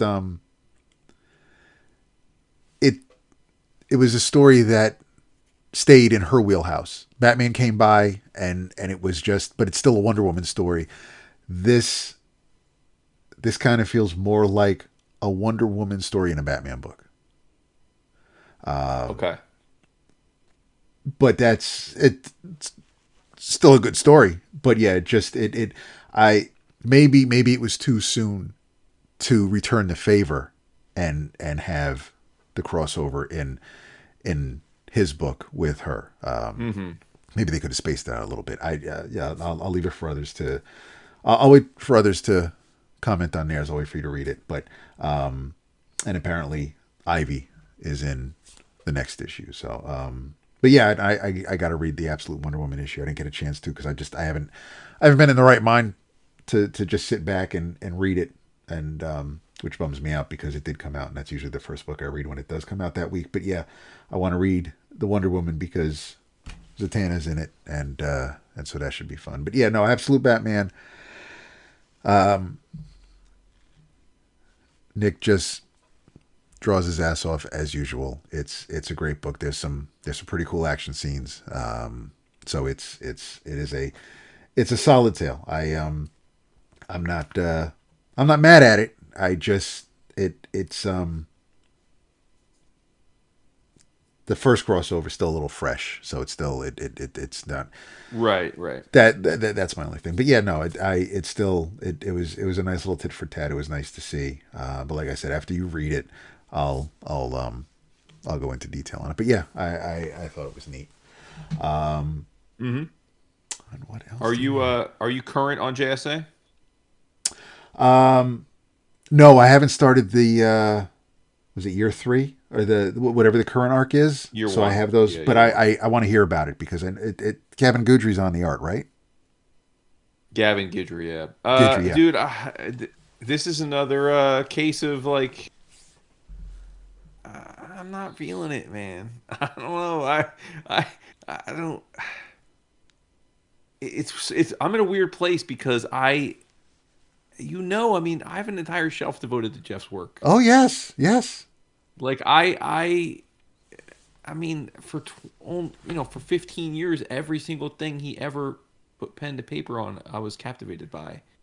And I don't know if it's just like our frequencies are off and like we got to sync back up, but like I'm just not feeling what he's doing lately on like anything. Like Absolute Flash doesn't do it for me.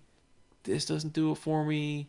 Phantom Road doesn't do it for me. I don't know what's going on, but like, wow, even Phantom Road. it's weird. It feels super weird because like I was always such a Jeff stan, and now I'm like, I don't know. Like I don't know, man. Like to me, I'm reading JSA thinking, bro, can you just make more Black Hammer? like Black Hammer's better, and you do it, and it's yours. I don't know, man. Like I don't think I like anything about this book. I don't think I and for background for people, I consider JSA my gateway into DC Comics. I was a non-reader of DC, as many know, until about 20 years ago. I randomly was at a mall with my wife, and they had a comic store. I walked in randomly because I was already using. I think I was using a different. I was using mail order comics back then. CBS hadn't quite gotten started, but it was just around the time I was using. But I was already getting comics mailed to me, on the regular at home. I was, I was actively reading tons and tons of comics, but I wasn't reading DC because I had never read DC. And walked into a store, and it just so happened that the Justice Society of America book and the Justice League book at the time had gotten renumbered. They both had new #1 launches. And there were those. It was the Eagle Shim, and there was the Alex Ross cut. Like, it was just like I walked into the store, saw these books, and I saw their #1, and it kind of speaks to the power of #1s, I guess, at least back then. I remember saying to this guy, like, "Oh, I'm a big Marvel zombie. I'm like, I don't read much DC, but I see these #1s," and he was like, "Oh yeah, they all just like DC did a recent relaunch, and I picked them up on a whim, and the rest is really history. I mean, because I'm an addict, right? Like, you give me one, but you give me the first hits for free, and then I'm hooked. But honestly, like, the Justice Society was like the first DC team that I felt connected to. I love the characters. I love the multi-generational approach. So this should be an absolute no-brainer for me. And I don't know if it's Olortegui's art or what, but like, I just find this like disjointed, and the stakes feel very low. I mean, I don't feel like any of the arcs have felt really like significant or cataclysmic. And I really don't connect with the art. So I don't know, man. Like, I don't know what's going on with me with my boy Jeff, but like, it just ain't hitting for me. So yeah, I don't know, man. The year one, and then to your point, like, Gavin Guidry does the 3 issues of the JSA year one, and I not a fan of Guidry. Don't. I think he is of a school that I adore, but I don't think he's I think he's the Scrappy Doo of that style. He's not Scooby.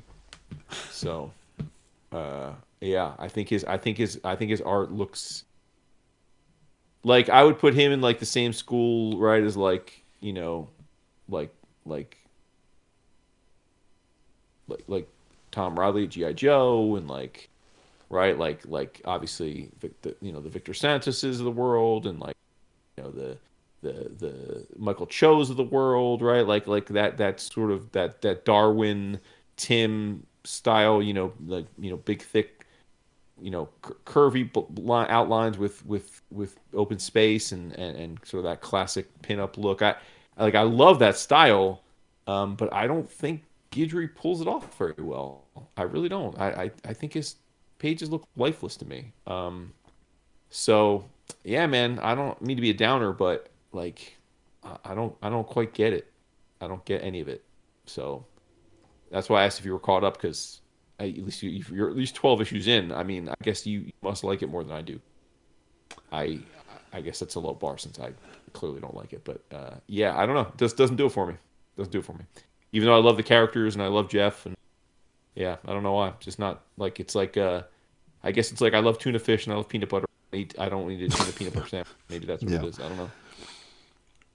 I don't know if I've finished the.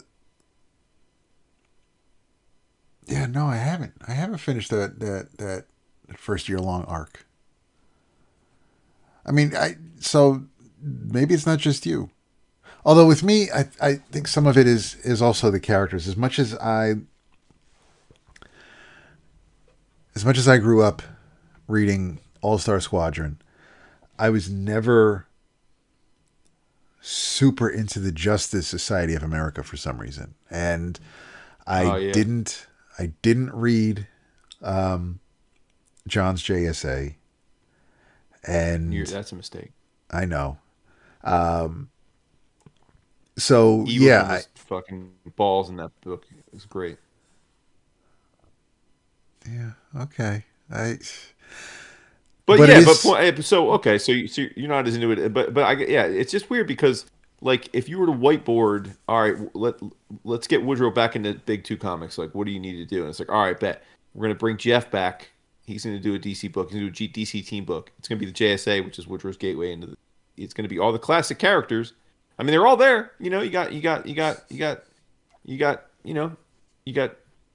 Johnny Thunder, and everybody's there. Like all the like it's all the same crew. It's like, you got, and I'm like, all right, bet, all right, cool, we're all good. I know Jeff can tell good stories with these characters because that's what fucking, I mean, basically Black Hammer is his homage to DC, right? Like every Black Hammer character is basically his take on like these characters in his own way, and so I love that. Obviously, like I know he can play in that sandbox really well, and I liked Olortegui in the Jason Aaron book, the End of the World book. I can't think of the name of that 12-issue series that Jason Aaron did. oh yeah. Shit. Well, Falling in Love on the Path. That's that one. No, Once Upon a Time at the End of the World. Thank you. Yeah, Olortegui was one of the three artists that did, he did one of the three arcs in that book, and like I remember liking that like a lot. So again, I don't know why this mashup. But for me, I just felt like I read 15 issues of a book where I can't tell you anything that happened like from a big stakes perspective. Like I felt like no one was ever really like I don't feel like they saved the world. I don't feel like there was like basically they were trying to rescue Obsidian, right? Like that was kind of the point. Like, but okay, that's fine. But like I don't know. But your mileage may vary, listeners. Let me know. I'm mystified. I brought it up because I'm mystified. Like, this should be a book that was absolutely a no-brainer. Like, it should be an easy slam dunk for me. Where, like, at a minimum, I like it. Maybe I don't love it, but I like it. And then maybe I love it. But I just was like, oh, okay, I don't. So, I don't know. And I'm not, like, I know everyone thinks I'm super anti-Marvel these days, which I guess I am. But, like, I'm not anti-DC. Like, I'm loving DC. I'm reading a ton of DC stuff. So, it's not even that. It's just, for some reason, this doesn't connect, doesn't hit. But I'm the same with Justice League Unlimited. I don't like that book's doing nothing for me either. Like it's like, okay. I mean, maybe it's just the team books right now. Maybe I'm just like not on that team book vibe right now. It also doesn't help that they're all in the middle of a massive crossover. That, I mean, not JSA, no, but I was gonna say, but JSA. That's one of the reasons I read it this week, because I was like, okay, I have no interest in getting pulled into this KO stuff, and seemingly every other book at DC I'm reading other than the Absolute books are in the KO stuff.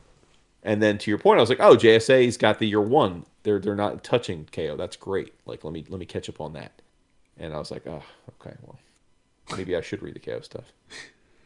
So I don't know, man. Maybe I'm just in a mood this week. I don't know. I gotta go back to reading Fantagraphics books. Fantagraphics books make me happy. I don't know what to tell you. I don't know what to tell you. It's like Absolute books and Fantagraphics books and 23rd Street books and Viz books. Those are my sweet spots these days. I ain't mad at that. Whatever floats at you. That's the great thing about the comics, right? There's always something to make us smile. If one thing's not working, try something else. Big time. Because Lord knows there's plenty. I mean, and I have so many books that are still wrapped in the plastic they came in. Right. And I'm not saying anything that's not. I mean, I'm preaching to the choir, but it's just if you're not feeling something, it's not hard for me to find something else that might. For sure. Yeah. So. Yeah, I bought those from Max. I got those massive Gundam books because he said he wanted to talk about it on the show, and I haven't cracked them open yet because, well, no, yeah, I had already read I haven't opened the first volume of this version of it, but I have the other version of it from a few years ago. So I read the first volume already, but I was planning on just rereading it because Vince wanted to talk about it. But I mean, he hasn't really brought it back up and has been MIA the last few weeks. So, but yeah, so it's like, yeah, just I'm looking at a stack of unopened shrink wrap books right now. I got the Lone Wolf and Cub big ass hardcover there Nice. sitting there.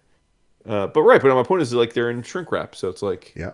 I should get to those and stop reading these nonsense superhero books that don't make me happy. That aren't making you happy. There we go. It's just that I got this stack of I'm playing catch up, trying to catch up. Like I have these runs of books that are like 10 plus issues that I have of these books, and I'm like that I haven't read, and I'm like, okay, this is dumb. Like either read them and then keep getting them or stop getting them. So my plan this week was literally just I dove into my collection and thought, okay, let me just what books here do I have long runs? Let me just start banging them out and like shit, and they're getting off the pot, and so for which is why I read the Ultimates, read all caught up with all JSA, caught up with all Just League Unlimited, I got a list of them, just banging them out, got a bunch more. I got to go. Hopefully the next batch hit a little better for me. Hopefully. It do be like that. And yeah, because this way we can talk about some good stuff next week, hopefully. So yeah, thank you everybody for sitting with us tonight, or during the day, whenever you do listen to this. We had a blast. Believe it or not, we had a blast. I know not everything we talked about knocked our socks off, but still, it was a good time. As always, this episode brought to you by cheapgraphicnovels.com. Head over there, check them out, buy some books, read some books. We will. You can find us on the socials. You can patreon.com/11o'clock comics. So you can become a patron, choose a tier, choose the Slack tier so you can hang out with everybody, talk about a bunch of things. Today was pumping between the manga channel and art. Oh, art's always pumping, but books and I just I get my notifications and I smile and nod because I get to see who posted what about what. It's always fun. So definitely check out the Slack if you care to be a patron. In your travels, I can't go too deep on this because it's a image preview that just came out this week, but it is by one of my current favorite creative teams, Doug Wagner and Daniel Hillyard. It is Narco. Does not seem to be part of that plastic vinyl universe, but it is there is some blood, and our main character seems to suffer from narcolepsy, and he has a crush on a young woman who, and all his friends know that he has a crush on this waitress because they always go to the same restaurant they have been going to for the past 2 years, and they just don't understand why Marcus won't just finally man up, sack up, and ask her out. But he's got a good group of friends. The waitress is her name is Jess. She absolutely comes around and she knows everybody's order, exactly what they get. So that's always great to see. I love that kind of service. But Marcus wears a watch, which he wears an Apple Watch, or at least a smart watch, where it's going to track his heart rate. So he knows when it starts, when it gets to hit over 200 beats per minute, that's about when he's going to conk out. So he's always focused on trying to keep it as low and steady as possible. But Jess seems... Bro, 200 beats per minute is fucking insane. Yeah, well, he's outside on a park bench, looks like outside of his apartment complex, or an apartment complex, and working on... well, he trolls conspiracy nut jobs, and so he's out there, and there's he's got his little Pop-Tarts with him, and a possum comes around, and he beats it at 182, and he's telling himself to calm down, keep calm, stay calm, be cool. Telling the possum to kind of move along. But then he drops the box of Pop-Tarts, which causes the possum to kind of freak out and then play dead. So now his heart rate's up to 191. And he's like, just stand at 200, just stand at 200. And then it hits 200 and he goes, and here we go. And then you get this really warpy effect that Hillyard does with the lines within the panel. And Homeboy is knocked out. And he comes to, and the possum's polishing off the last of the Pop-Tarts. And then he's calm again, but he's on the treadmill working out, just trying to. It looks like he wears a helmet when he's on the treadmill, which I'm assuming is because if he does conk out, at least he doesn't hit his head. And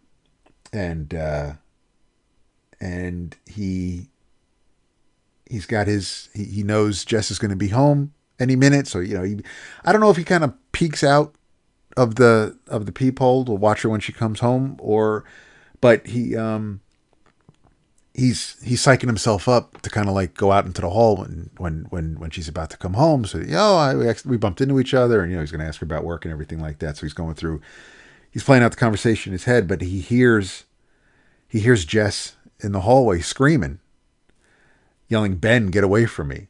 So he looks through the peephole, and Ben is telling Jess, "I'm not going to let anyone else see you. I love you." And she's telling Ben, you just got to fucking move on, son. And we should have never gone out in the first place. So they went out once, and my man is just in full stalker mode.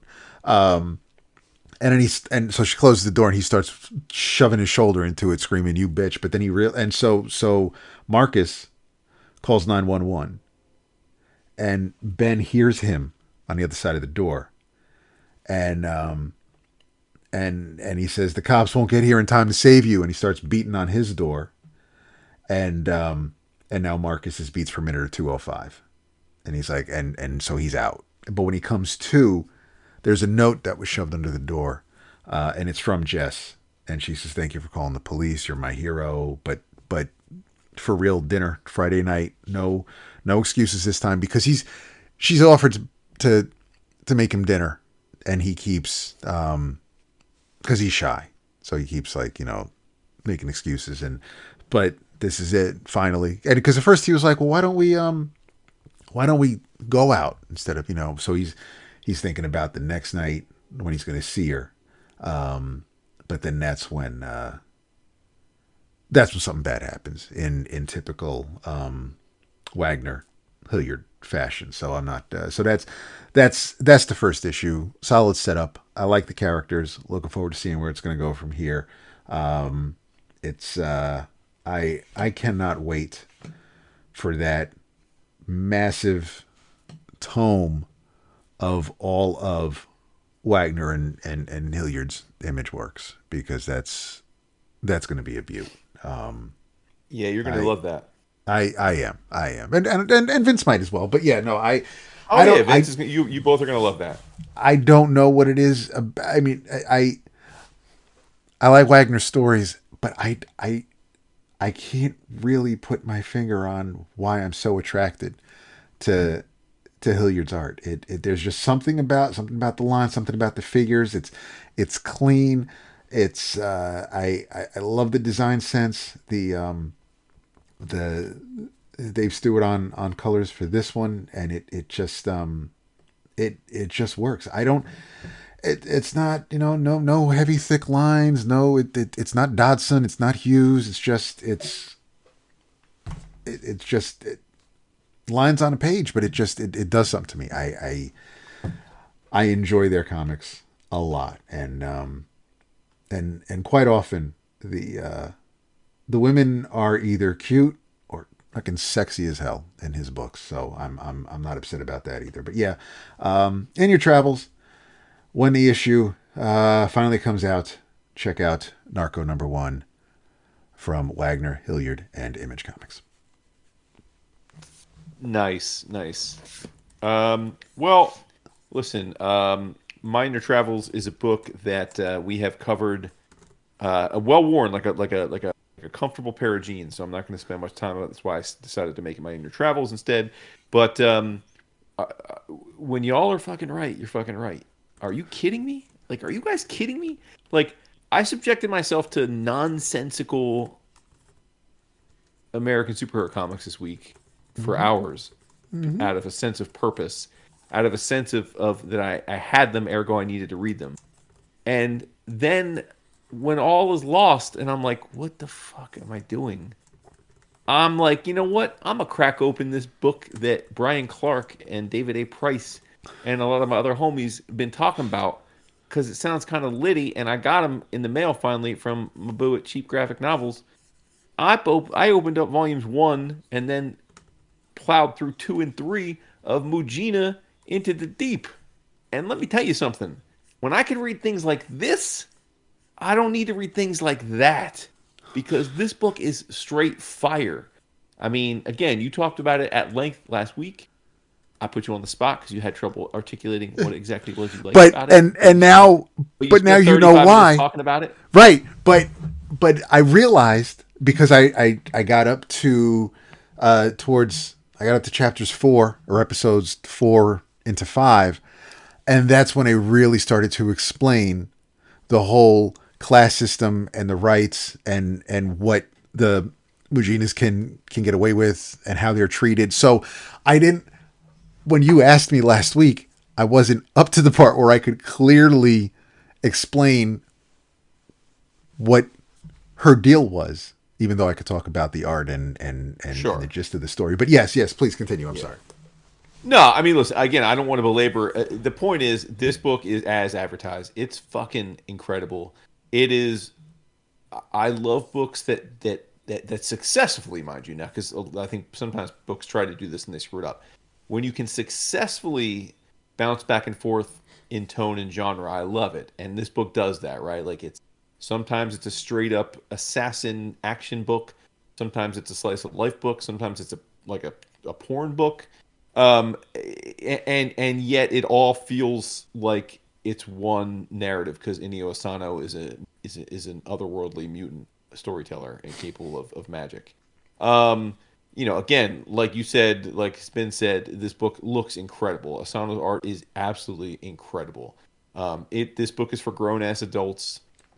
There are definitely themes in the book that may be triggering for some people, right? Like there's definitely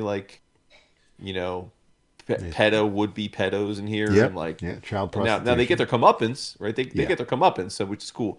But I'm saying like there's definitely there's sexual assault, so like there are definitely things in here that I fair to caution people that like if these things are triggering, this isn't the book for you. But if you're okay with that kind of stuff, purely from a storytelling perspective, this book is just nonstop. I mean, I found it gripping and again, as you alluded to, spoke about last week. I mean, it's a pretty fascinating set of characters, and you like none of the characters are cookie cutter, which I love. Terumi is this curmudgeonly dude who sleeps with hookers and is like a perv, but like he's also a good dude and he's like on the right side of things, and like he like ultimately is like pretty pure in that he just wants to kind of like do his best at his work, but like that's not really possible in like today's world. And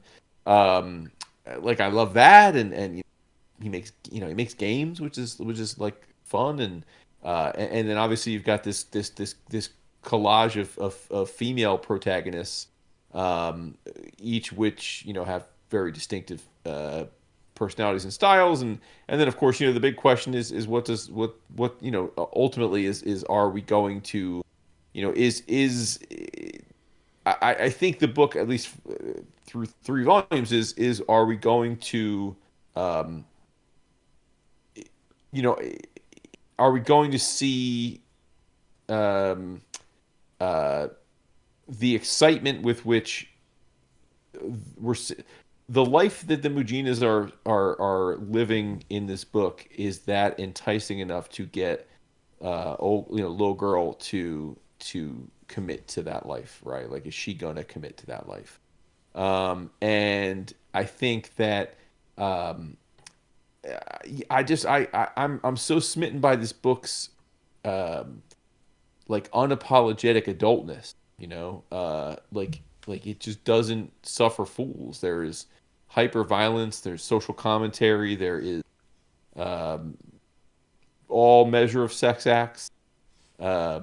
I just think it's revelatory, and it feels very of the time. I mean, it definitely feels modern. A lot of modern read came out because of the lag often of when it gets brought over here. It's often from a different time. This is current, effectively. I mean, we're getting it like 6 to 9 months after it comes out in Japan, and it's fucking great, man. Like I can't wait for the fourth volume. I'm pissed that I'm already caught up, but it's an absolute blast, and it's Jim Lee this week. For those that didn't see, Jim Lee gave an interview with actually a Japanese press outlet, and acknowledged that he basically doesn't sleep at night because he's trying to figure out why manga captivates readers in the way that American comics can't. And I would just say, Jim, read Inio Asano, and there's your answer. And it's like, the question is, will DC and Marvel ever accept that they need to tell stories this way? Probably not, and that's okay. But like that's the thing, man. These stories like this are just like, it's just hard to believe that again, I'm books at these companies that are parts of multi-billion-dollar media companies that have been making comics for 100 years at this point, and I feel like they can't find on the entire planet an artist that will take their page rate and draw awesome art. And then I open up this book and I'm like, are you kidding me right now? Like Asano, every page is fucking like magic. And I'm like, and dude is like clearly having fun and cranking this stuff out. And it's just a level of professionalism and craft and passion that we just don't see enough here, and it's just wild to me. And if that means that I'm just going to keep amping up the percentage of manga that I read, then so be it, because I'm convinced that there is still, for however many American comics I've read, it's probably a small percentage in the grand scheme of all the American comics that come out, but it's a much larger percentage of all the American comics versus the percentage of manga I've read that this first has been made. And so I feel like I'm good, dude. Like, if I just need to become a manga dude, I'll become, because every fucking manga series that someone else in our community that I trust puts me onto, I'm like, oh, this is amazing. Like, I can't think of a manga series that our community has put me onto that I've read and been like, eh. Like, I'm like, everyone's fire. Every one of them is fire. Like, and it's not all the same. Hiro Yasumi is just slice of life, right? Like, two cousins living a normal life trying to make it in suburbia.